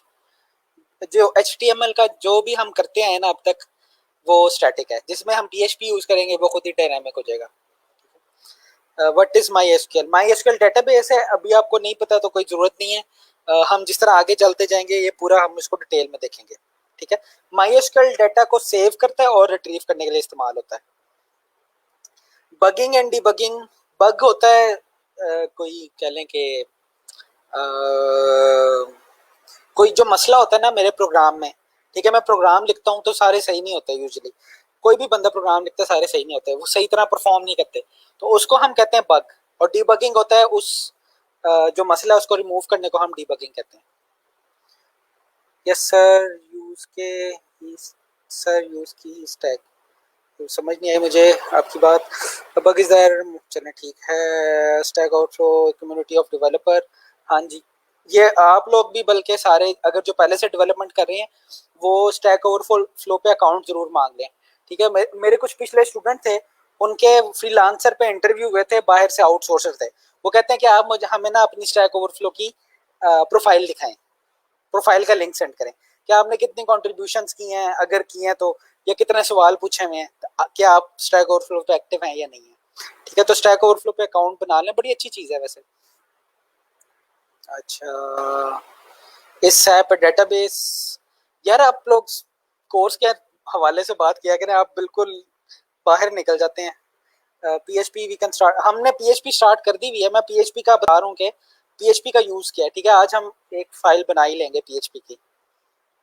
XAMPP server अभी इंस्टॉल करते हैं हम। जैम्प सर्वर नहीं है, ठीक है, जैम्प सॉफ्टवेयर है, अपाची सर्वर है, ठीक है। ये जरा सी आप कह लें कि कंफ्यूजन होती है, मैं अभी आपको बता देता हूँ। How to develop a SAP and which language includes it. SAP आपने डेवलप नहीं करना होता। सैप कह लें जिस तरह वर्डप्रेस है ना वेबसाइट बनाने के लिए, सैप है ये क्या कहते हैं इसको, ERP, एंटरप्राइज रिसोर्स प्लानिंग के लिए सैप है, ठीक है। ये अभी आप रहने दें, जब वर्डप्रेस पढ़ेंगे ना उसके बाद हम सैप पे डिस्कस कर लेंगे, ठीक है। Anyone describe how to download PS Photoshop, किस तरह से डाउनलोड करना है। आप जाएं गेट इनटू PC में, यहाँ पे सर्च करें फोटोशॉप, फोटोशॉप CC कर लें, CC 2020 यहाँ पे आ जाएगा, ठीक है। एडोब फोटोशॉप 2021, ठीक है, इसको डाउनलोड कर लें। गेट इनटू PC है वेबसाइट का नाम। फ्रॉम वेबसाइट सर, ठीक है। सर मेरा फाइबर अकाउंट डिसेबल हो गया है, अभी गिग भी नहीं बनाई थी, मैं दोबारा से बना सकती हूँ। अच्छा, अगर मुझे आप सारा कुछ बताइएगा स्लैक के अंदर कि क्यों डिसेबल हुआ या आपने क्या क्या काम किया था। ये हो सकता है कि कई लोगों ने ना, अभी मेरे ख्याल में इसी सेशन में 2 लोगों के अकाउंट डिसेबल हुए हैं क्योंकि उन्होंने पहले भी अकाउंट बनाया हुआ था। तो अगर आपने पहले भी अकाउंट बनाया हुआ है, उसी ईमेल से आप दूसरा बनाते हैं, या उस अकाउंट पे आप पुराना नंबर लिंक करते हैं, या आपकी तस्वीर पहले किसी अकाउंट पे लगी हुई है, तो उस वजह से ये अकाउंट डिसेबल हो जाता है, ठीक है। तो ये पहले देख लीजिएगा, ऐसा ना हो गया आप एक और अकाउंट बनाए वो भी डिसेबल हो जाए। Also join Kaggle with stack overflow. अच्छा, केगल जो है ना वो मेरे ख्याल में मशीन लर्निंग के लिए है, तो सारों के लिए रेलिवेंट नहीं होगा, लेकिन जो machine learning, data science, statistical analysis को जिसका शौक है वो केगल जरूर ज्वाइन करे, वो बड़ी अच्छी वेबसाइट है। अच्छा, हम कहाँ पे थे अब। हाँ, मैं आने लगा था अब आपको बताने सर्वर के बारे में, ठीक है। अब सर्वर क्या होता है। सर्वर एक ऐसी चीज होती है जिसने आपके वेब को सर्व करना होता है। जो सिंपल सर्वर है ना उसका तो जरूरी नहीं है कुछ भी इंस्टॉल करना, उसने सिंपल पेज भेजना होता है, ठीक है। लेकिन अगर मैंने PHP को प्रोसेस करना है तो सर्वर में क्या होना चाहिए, जिस तरह से यहाँ पे है ना, यहाँ पे एक फाइल है, वर्ड की फाइल होगी यहाँ पे कहीं, अगर नहीं बनी हुई तो बना लेते हैं। ये एंड्रॉइड, अच्छा ये नहीं खोलना, ये खोल लेते हैं, ये भी नहीं खोलना, यही खोलते हैं, ठीक है। ये एंड्रॉइड पोर्टफोलियो डॉट डॉक है, ठीक है। अब ये किसकी फाइल है, ये मेरे पास वर्ड की फाइल है, ठीक है। अगर मेरे पास वर्ड इंस्टॉल नहीं होगा तो क्या होगा, आपके पास जिस तरह से वर्ड इंस्टॉल नहीं होता किसी फाइल का तो क्या होता है, वो एरर दे देता है। लेकिन ये मेरे पास वर्ड इंस्टॉल है PC के अंदर, तो ये वर्ड की फाइल खुल जाती है। सेम इसी तरह यहाँ पे, सेम इसी तरह हमारे पास क्या होता है, हमारे पास अब वेब का सर्वर होता है। अब वेब का सर्वर जो PHP का होगा उसके अंदर PHP इंस्टॉल होगी, वेब का सर्वर जावा का होगा उसके अंदर जावा इंस्टॉल होगी, वेब का सर्वर C# का होगा उसके अंदर C# इंस्टॉल होगी, रिएक्ट नेटिव का सर्वर होगा उसके अंदर जावास्क्रिप्ट इंस्टॉल होगी। तो जिस प्रोग्रामिंग का वेब सर्वर है उसके अंदर वो प्रोग्रामिंग लैंग्वेज इंस्टॉल होगी, तब आप उसको प्रोसेस कर सकते हैं। तो हमारे पास जो वेब सर्वर है ना जो हम यूज करते हैं PHP के लिए, वो है अपाची वेब सर्वर, ठीक है। तो जो अपाची है ना, जैम्प वेब सर्वर नहीं है, जैम्प आपके पास एप्लीकेशन है जिसके अंदर अपाची है, ठीक है। अपाची क्या है, वेब सर्वर है, ठीक है। तो मैं जैम्प को इंस्टॉल करता हूँ, अब जिनको जैम्प का नहीं पता थोड़ी देर में पता चल जाएगा। मैं जैम्प को इंस्टॉल करता हूँ अपाची चलाने के लिए, ठीक है। तो हमारे पास क्या है, अपाची वेब सर्वर है, फिर उसके अंदर मैं PHP इंस्टॉल करता हूँ और MySQL इंस्टॉल करता हूँ अलग से, ठीक है। अब हमारे पास, अब ये या तो मेरे पास मैं पहले अपाची इंस्टॉल करूं, फिर मैं PHP इंस्टॉल करूं, फिर मैं MySQL इंस्टॉल करूं, ये अलग अलग चीजें इंस्टॉल करनी है। इससे अच्छा हमारे पास एक सोल्यूशन है जैम्प का, ठीक है। अब जैम्प क्या चीज है, मैं लिंक देता हूं आपको। ये अपाची फ्रेंड्स के ही है, अपाची वालों ने ये बनाया हुआ है, ठीक है। ये लिंक है यहाँ पे जैम्प का, ये मैं आपको शेयर कर देता हूँ स्लैक के ऊपर।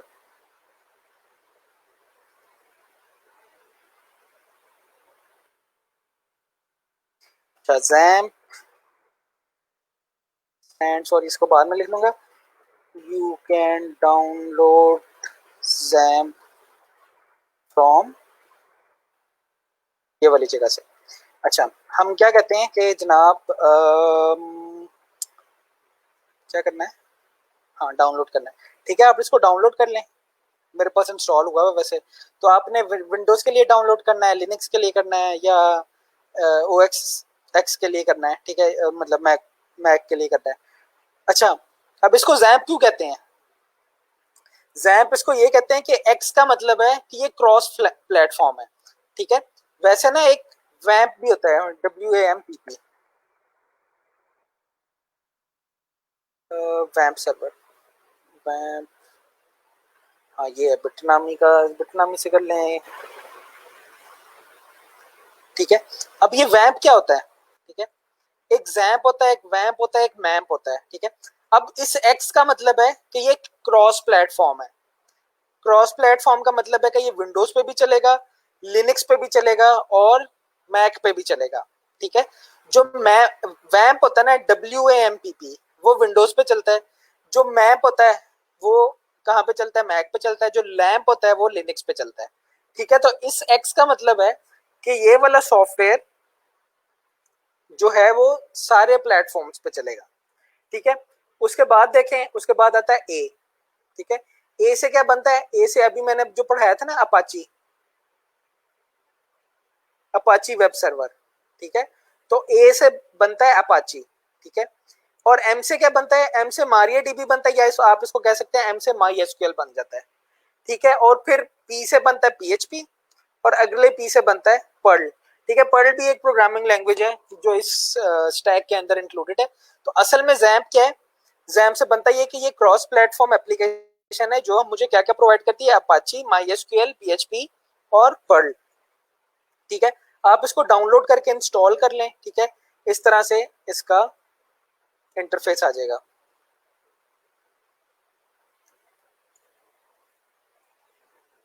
ठीक है। डाउनलोड करके इंस्टॉल करें, फिर इस तरह से आपके पास इसका इंटरफेस आ जाएगा।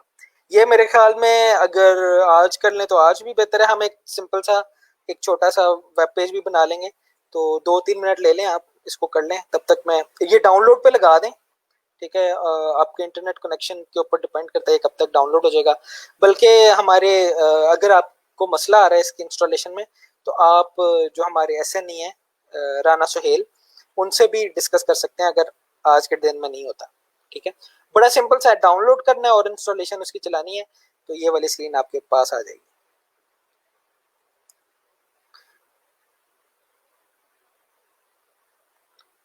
अच्छा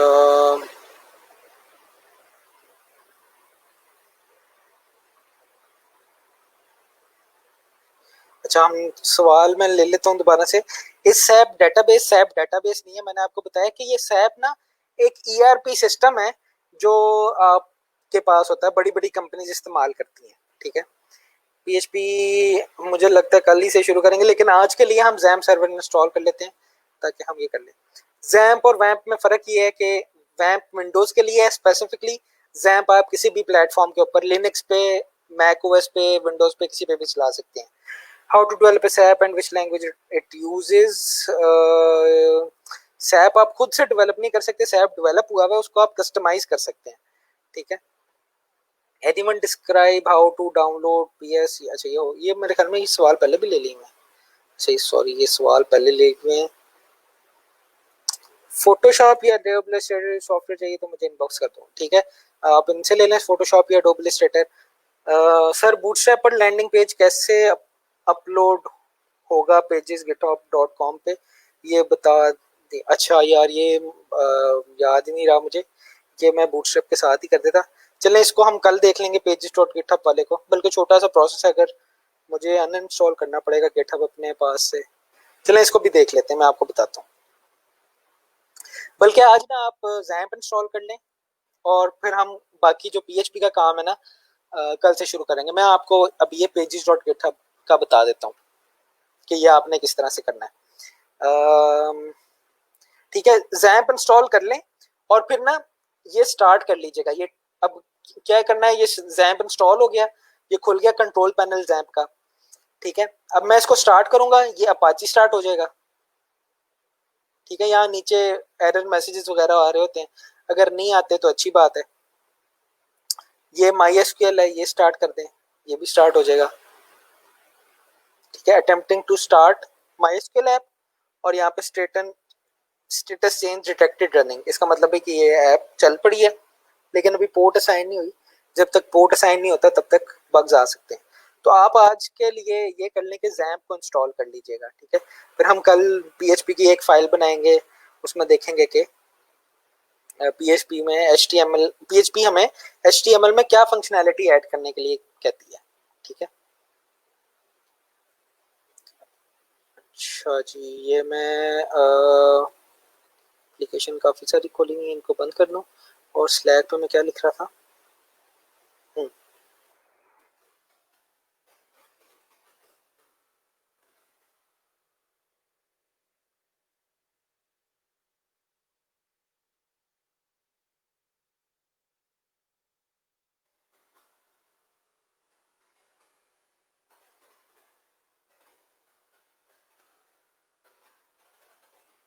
ठीक है, ये हो गया।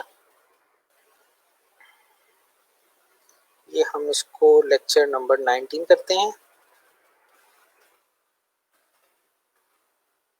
PHP dynamic website. अब मैं आपको बताता हूँ, अब आप देख लें कि पेजेस डॉट गिटहब हम देख लेते हैं, उसका ट्यूटोरियल फॉलो करते हैं। ये बाकी सारी चीज़ें मैं बंद कर दूँ और मैं खोलता हूँ pages dot GitHub dot com. अच्छा, ये ट्यूटोरियल फॉलो करना है ना, ये आप खुद सीख लें तो बहुत अच्छी बात होगी, क्योंकि कोर्स के बाद या कोई भी आपने काम करना है तो 90% चांस ये है कि आपको वो काम नहीं आता होगा। ठीक है, तो आपको काम नहीं आता होगा तो आप क्या करेंगे, इंटरनेट पे सर्च करेंगे। ठीक है, और कोई ना कोई किसी ने जो भी ट्यूटोरियल लिखा है, अच्छे ट्यूटोरियल होते हैं, कुछ बुरे ट्यूटोरियल होते हैं, कुछ ट्यूटोरियल होते हैं उनमें ऑटोमेटिकली बग्स होते हैं। ठीक है, तो ये आपको खुद से फिगर आउट करना पड़ेगा कि फॉलो किस तरह से करना है ट्यूटोरियल। अच्छा, ये pages dot GitHub dot com है। ठीक है, इसको स्क्रॉल करें। ये pages dot GitHub dot com क्या है, ये स्टैटिक वेबसाइट को, प्रोग्राम डायनेमिक को नहीं ये होस्ट करता, ये स्टैटिक वेबसाइट को ये होस्ट कर देता है। अच्छा जी, हम क्या करते हैं कि हम यहाँ पे कहते हैं कि हमने क्या करना है कि हम्म, हमने पहले सबसे पहले गिटहब पे अकाउंट बनाना है। ठीक है, आप गिटहब पे जाएं, मेरा यहाँ पे अकाउंट बना हुआ है, लॉगिन हो जाएगा। मेरे ख्याल में दूसरा अकाउंट भी मेरा पड़ा होगा।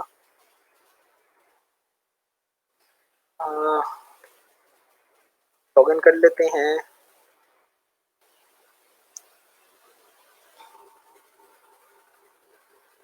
साइन अप आ रही है, साइन इन। अच्छा, पासवर्ड मुझे याद नहीं है अभी।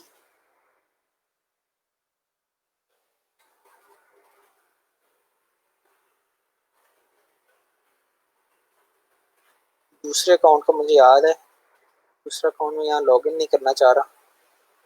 अ,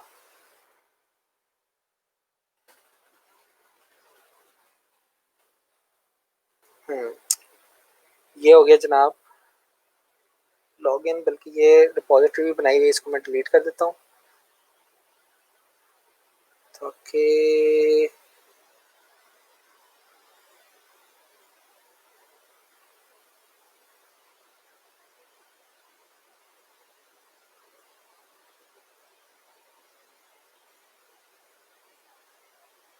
आर्काइव करता हूँ मैं ऐसे, इसको हम डिलीट करते हैं।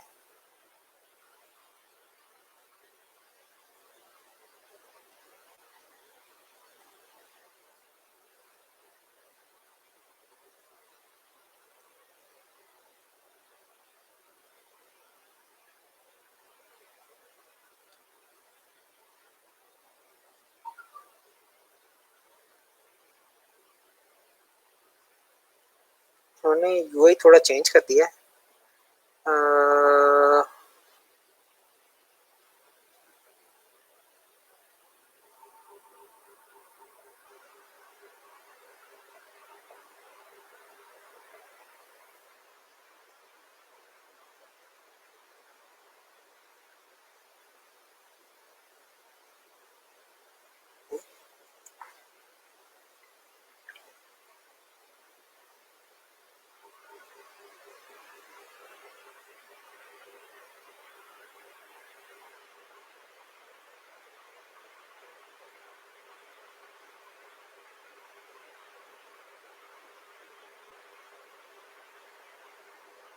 अच्छा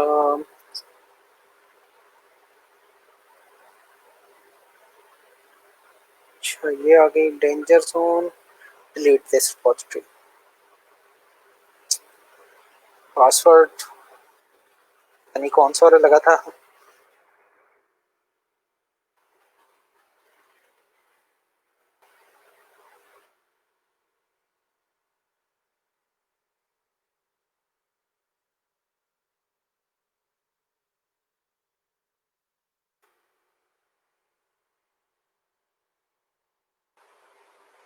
अच्छा, ये रिपॉजिटरी डिलीट हो गई।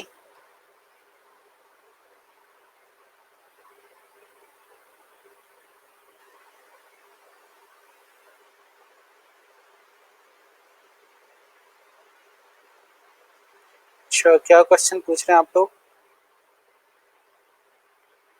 सर बूटस्ट्रैप टेम्पलेट हम कहीं से भी डाउनलोड कर सकते हैं, ये जो आपने सजेस्ट किया। हाँ जी, कहीं से भी जो आपको मिले आप कर सकते हैं। Sir we can we done programming without XAMPP, it are doing not, नहीं जी, आपको जैम्प इंस्टॉल करना पड़ेगा। जैम्प के बगैर आप प्रोग्रामिंग नहीं कर सकते। ठीक है सर, इट इज एंड के सुपरवाइजर यूज होता है।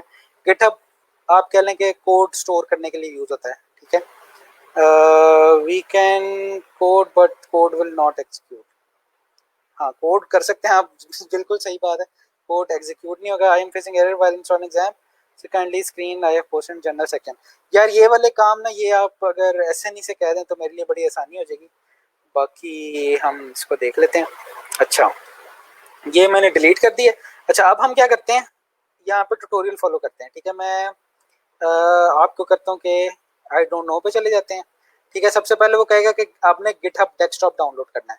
मेरे पास, मैं देखूँ ये डाउनलोड हुआ पड़ा हुआ है गिटहब, मेरे पास जीयूआई इंस्टॉल हुई है। गिटहब डेस्कटॉप नहीं हुआ हुआ शायद, मैं इसको अनइंस्टॉल कर देता हूँ। प्रोग्राम्स, एड और रिमूव प्रोग्राम्स, यहाँ पे देखते हैं गिटहब।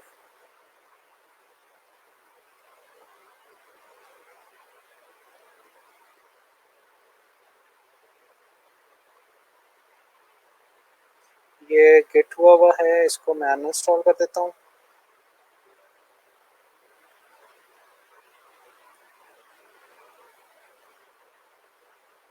इसमें काफ़ी सारी चीज़ें थी, मुझे अनइंस्टॉल नहीं करना चाहिए था वैसे। अच्छा जी, ये गिट अनइंस्टॉल हो गया। अब हम करते हैं गिटहब डेस्कटॉप को डाउनलोड।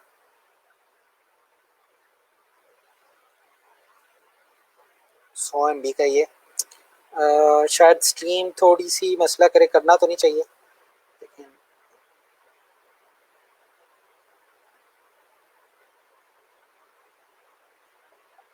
सर मैंने गिग बनाई थी, अब वो शो नहीं हो रही, उसका बता दें वो किस तरह शो होगी। आप देखें वो आर्काइव में तो नहीं है, वो पब्लिश की है आपने गिग या नहीं की हुई। ठीक है, तो आप मुझे ना अपने डैशबोर्ड के स्क्रीनशॉट लेके भेज दें, मैं वहां से देख लूंगा। अच्छा, इसको रिफ्रेश कर देते हैं। अच्छा, तो अभी तक हमने क्या किया है, अभी तक हम यहाँ पे गए हैं, हमने आई डोंट नो पे क्लिक किया है। ठीक है, वहां पे उसने क्या कहा मुझे, डाउनलोड गिटहब डेस्कटॉप, ये डेस्कटॉप डाउनलोड हो रहा है, इसको डाउनलोड कर लेते हैं। फिर कह रहा है वो क्लोन द रिपोजिटरी। ठीक है, अब आपने रिपोजिटरी कैसे क्लोन करनी है, सॉरी पहले रिपोजिटरी बनानी है आपने।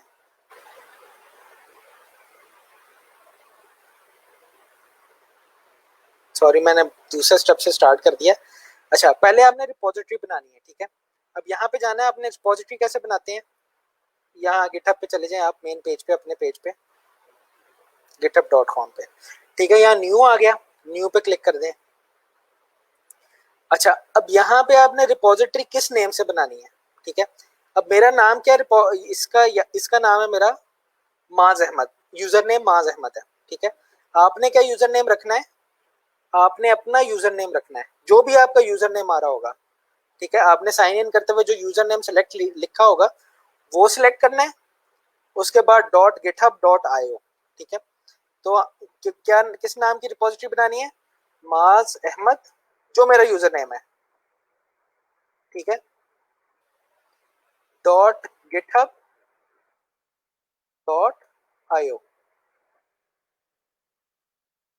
ठीक है, ये मैंने बना लिया। इसको मैं सेटअप को चला देता हूँ तब तक। इसको मैं थोड़ा सा बड़ा भी कर देता हूँ।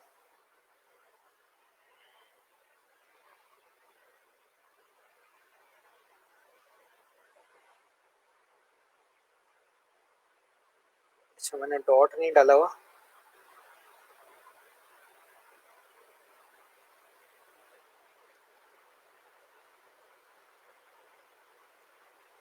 ठीक है, Maaz Ahmed user name dot GitHub dot io. जो जिस तरह उसने यहाँ का है ना, head over to GitHub create new repository named user name, जो आपका यूजर नेम था, डॉट गिटहब डॉट आईओ। ठीक है, और इसको मैं करता हूँ, इसको पब्लिक करना है आपने, और बाकी सारी चीजें छोड़ दें और इसको क्रिएट ए रिपोजिटरी करना। ठीक है,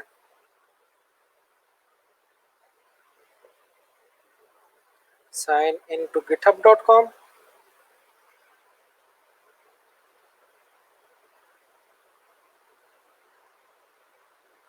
ठीक है, यहाँ पे अपना यूजर नेम लिखें,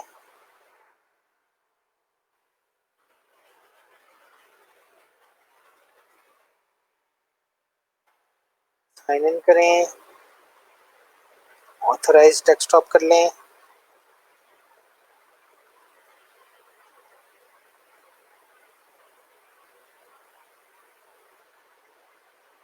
अच्छा, ये हो गया यहाँ पे।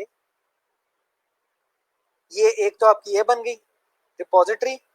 ठीक है, फिर आपने क्या किया, डाउनलोड गिटहब डेस्कटॉप कर लिया। ठीक है, अब आगे क्या करना है आपने, क्लोन करना है रिपोजिटरी को। ठीक है, रिपोजिटरी पे जाएं, बल्कि ये पहले सेटअप फिनिश कर लें, कॉन्फ़िगर कर लें, यूजर स्टैटिस्टिक्स ना दें। ठीक है, अच्छा, अब क्या करना है, क्लोन करना है। यहाँ पे क्लोन का नहीं है, सेटअप इन डेस्कटॉप कर लें, बल्कि ये खुद ही इसने कर लिया है। इसको रिफ्रेश कर लेते हैं गिट को।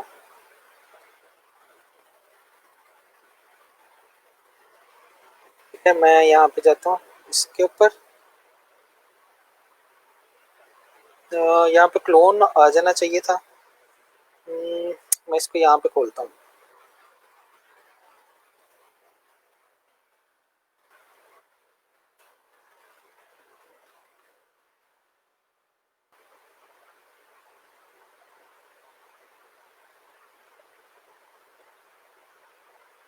ठीक है, बल्कि ना मैं उसी साइड से आपको करके दिखा देता हूँ कि क्लोन किस तरह से करना है। ठीक है, ये आपके पास लिंक आ रहा है HTTPS। ठीक है, इसको आपने कॉपी कर लेना है, mazahmad.github.io में इसको कॉपी कर लिया आपने, और यहाँ पे clone A repository from internet, यहाँ पे अपने रिपोजिटरी का नाम लिखना है। ठीक है, URL डाल दिया आपने, और उसके बाद आपने क्या करना है, फाइल पाथ चूज करना है जहाँ पे आपने ये डॉक्यूमेंट्स रखना है। ये वन ड्राइव डॉक्यूमेंट्स गिटहब माज अहमद गिटहब डॉट आई ओ में यहाँ पे पड़े हुए हैं। मैं इसको यहीं पे क्लोन कर लेता हूँ। ठीक है, क्लोन हो गया। अभी कोई फाइल नहीं आई हुई, कोई फाइल जमा नहीं हुई, कोई कुछ भी नहीं हुआ अभी। ठीक है, अब आपने क्या करना है, यहाँ पे जाते हैं, create an index dot file, grab your text editor and HTML your project. ठीक है, और फिर आपने कमिट एंड पुश करना है। अब मैं फाइल खोलता हूँ, यहाँ से किधर मैंने किया था, यूजर, अच्छा इसमें क्या हो गया, डॉक्यूमेंट्स गिटहब mazahmad.github.io। ठीक है, अब यहाँ पे मैं जो भी फाइल रखूंगा ना, वो उधर वहां पे शो हो रही होगी। ठीक है, अब मेरे पास यहाँ पे फाइल पड़ी थी ना डेस्कटॉप के ऊपर,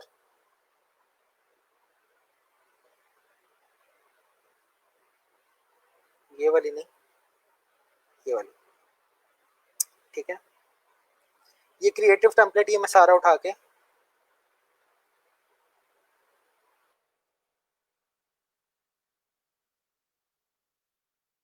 यहाँ पे रख देता हूँ। कौन से फोल्डर में, जो अभी मेरे पास डेस्कटॉप के ऊपर बना हुआ है। ठीक है, तो मैं पेस्ट कर देता हूँ, ये पेस्ट हो गया। ठीक है। अब मैंने क्या किया, क्रिएट एन इंडेक्स फाइल की बजाय मैंने जो पोर्टफोलियो था ना, जो मैंने बूटस्ट्रैप की थीम डाउनलोड की हुई थी, उसको एक्सट्रैक्ट करके इसके अंदर रख दिया। ठीक है, एक्सट्रैक्ट करके रखते हुए ये देखिएगा आप कि मेन फाइल आपने नहीं रखनी, जो अंदर चीजें थी ना फाइल के, वो आपने यहाँ पे रखनी है। maazahmad.github.io है, उसके अंदर ये वाली चीजें आपने रखनी। ठीक है, अब देखें आगे अब क्या हुआ यहाँ पे, इसको मैं बाद में देखता हूँ। यहाँ पे देखें वो कहेगा फिर आपने कमिट एंड पुश करनी है। ठीक है, enter the repository, commit your changes and press the push button. ठीक है, और ये सारा काम हो जाएगा आपका। ठीक है, ये खोलें आप। अच्छा, अब ये क्या कह रहा है, 18 चेंज्ड फाइल। ठीक है, ये फाइल मैंने ऐड की है, index file, index.html js JavaScript. अच्छा, यहाँ पे समरी लिख दें कि this is first commit for portfolio item। यहाँ पे डिस्क्रिप्शन लिख दें, कुछ लिखनी है ना लिखें, फर्स्ट कमिट लिख दें। ठीक है, कमिट टू मास्टर किया। ठीक है, ये सिंपल काम है, अभी कमिट टू मास्टर करते हैं। ठीक है, अच्छा ये कमिट किया आपने, पब्लिश नहीं की। ये कमिट करके फिर क्या करना है आपने, publish this branch to origin, ये ऊपर राइट वाला बटन पब्लिश का ये बना हुआ है, इसको पब्लिश करते हैं।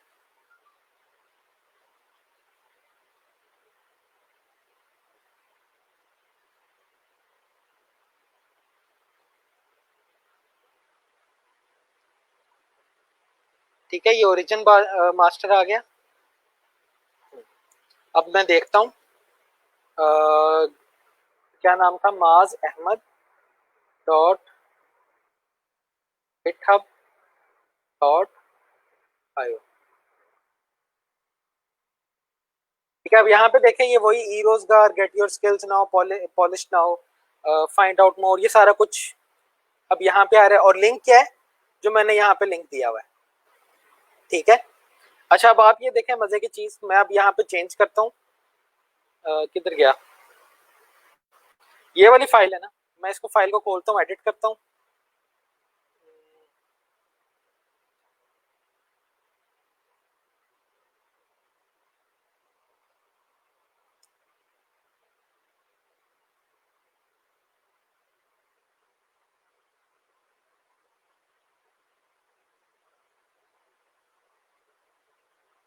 अच्छा, कहाँ पे एडिट करूँ, यहाँ पे एडिट कर देता हूँ मेन जगह पे।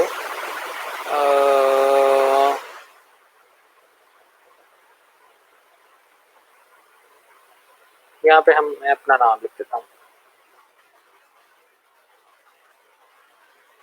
ठीक है, तो मैंने एक चेंज किया लाइन। ठीक है, अब इस लाइन इस चेंज को यहाँ पे मैं दोबारा से वो करूंगा, नेम चेंज्ड, तो मैंने चेंज किया। ठीक है, यहाँ पे राइट साइड में मुझे बता रहा है डिस्क्रिप्शन में डालूं ना डालूं, कमिट टू मास्टर कर दूंगा। ठीक है, अब मैंने कमिट कर दी है, अब यहाँ पे दोबारा फिर वो क्या करूंगा, मैं पुश कर दूंगा।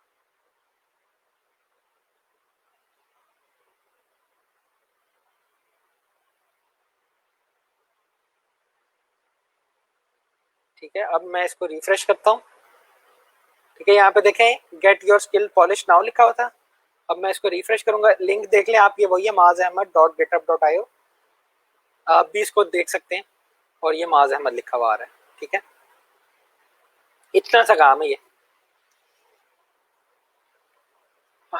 अच्छा जी सर, जैम्प अगर डाउनलोड नहीं हो रहा फिर क्या करें, एरर आ रहा है, डाउनलोड ही नहीं हो रहा जैम्प। आप किसी और जगह से जैम्प डाउनलोड कर लें, डाउनलोड तो हो जाना चाहिए यार, डाउनलोड में क्या मसला आता है, किसी और जगह से कर लें। ये है सॉफ्टोनिक होता है या पता नहीं क्या, जैम्प का जो दूसरा तीसरा लिंक है वो कर लें, वो जिप फाइल मिल जाएगी आपको। नहीं तो किसी आप अपने दोस्त से कहें यहाँ पे ही वो आपको जो एक्जी फाइल है या जो भी एग्जीक्यूटेबल है उसको जिप करके सेंड कर दे। ठीक है, हाँ जी, कहीं बाहर से कर लें। सर गिटहब.io, व्हाट इज आईओ? आईओ क्या, कुछ भी नहीं आईओ, इनपुट आउटपुट वैसे कहते हैं, ये डोमेन है, जिस तरह डॉट कॉम डोमेन होती है इसी तरह डॉट आईओ डोमेन है, ठीक है। अच्छा सर, गिटहब पे वेबसाइट अपलोड करने का मतलब ये है कि सर्वर पर अपलोड हो गई है और से कोई भी सर्च करके देख सकता है? हाँ जी बिल्कुल। आप अभी मेरा लिंक जो मैंने अभी रिपोजिटरी बनाई है maazahmad.github.io, वो खोल के देखेंगे तो आपको ये नजर आएगा, ठीक है। अच्छा जी, चलें ठीक है, आज के लिए इतना ही है। और जो आप लोगों ने ये वाली असाइनमेंट थी, ठीक है, तो वैसे तो जिसने सबमिट करा दिया वो दोबारा से अपना लिंक सबमिट करा दे। बूटस्ट्रैप का जो भी एजेंसी वाली असाइनमेंट थी वो अपना जो लिंक है वो सबमिट करा दे। बल्कि मैं असाइनमेंट की डेट भी बढ़ा देता हूँ।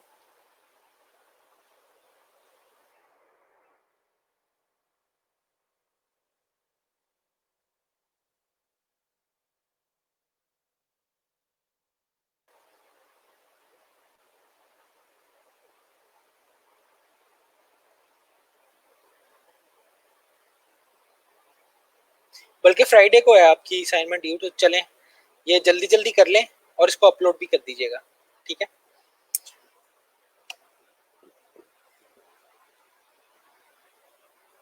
हाँ जी, पब्लिक रिपोजिटरी करनी है आपने।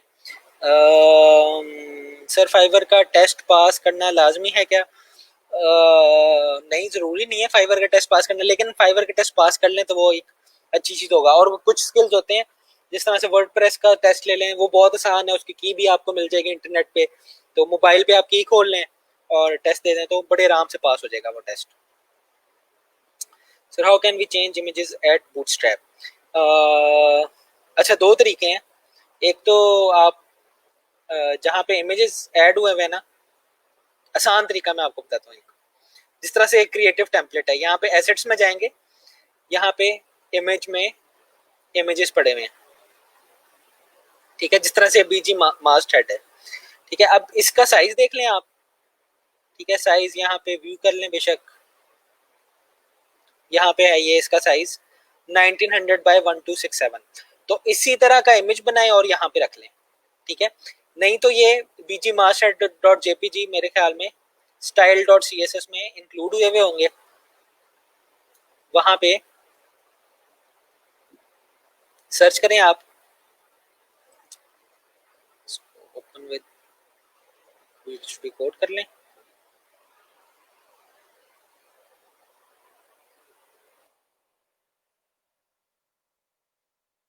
अंडरस्कोर मास्टर हेड,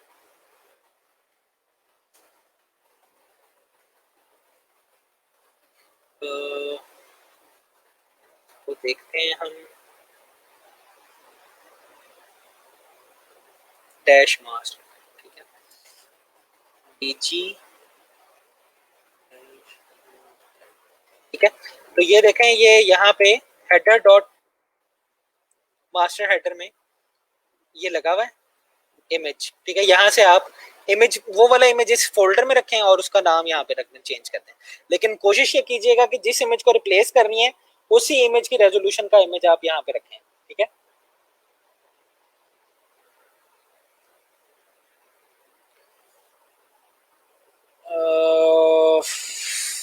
चले मैं देखता हूँ कि कितने लोग फ्राइडे तक असाइनमेंट जमा कराते हैं। थर्सडे को अगर काफी लोगों ने जमा ना कराई हुई तो ये मैं इसको बढ़ा दूंगा असाइनमेंट की डेट को। अच्छा जी सर, हमें लास्ट असाइनमेंट भी फाइवर किक वाली, हाँ जी फाइवर किक वाली मैंने चेक नहीं की अभी, लेकिन गिग आप बना लें।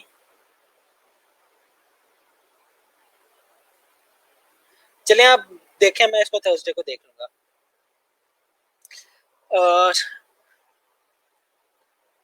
अच्छा चलें, बस आज के लिए काफ़ी हो गया मेरे ख्याल में। ये जैम्प का मसला ज़रूर हल कर लें। जैम्प अगर आपसे इंस्टॉल नहीं होता है, इसको गूगल पे सर्च करें कि आपके पीसी में क्या इशू आ रहा है, ठीक है। तो उसको जो भी वो एरर वगैरह देता है ना, उसको आप गूगल पे सर्च करके खुद रिजॉल्व करने की कोशिश करें।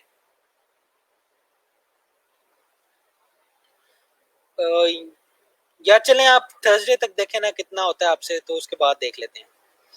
चलें ठीक है, अल्लाह हाफिज। कोई क्वेश्चन है तो स्लैक पे पूछ लीजिएगा, मैं अभी स्लैक देख लेता हूँ, आंसर कर लेता हूँ।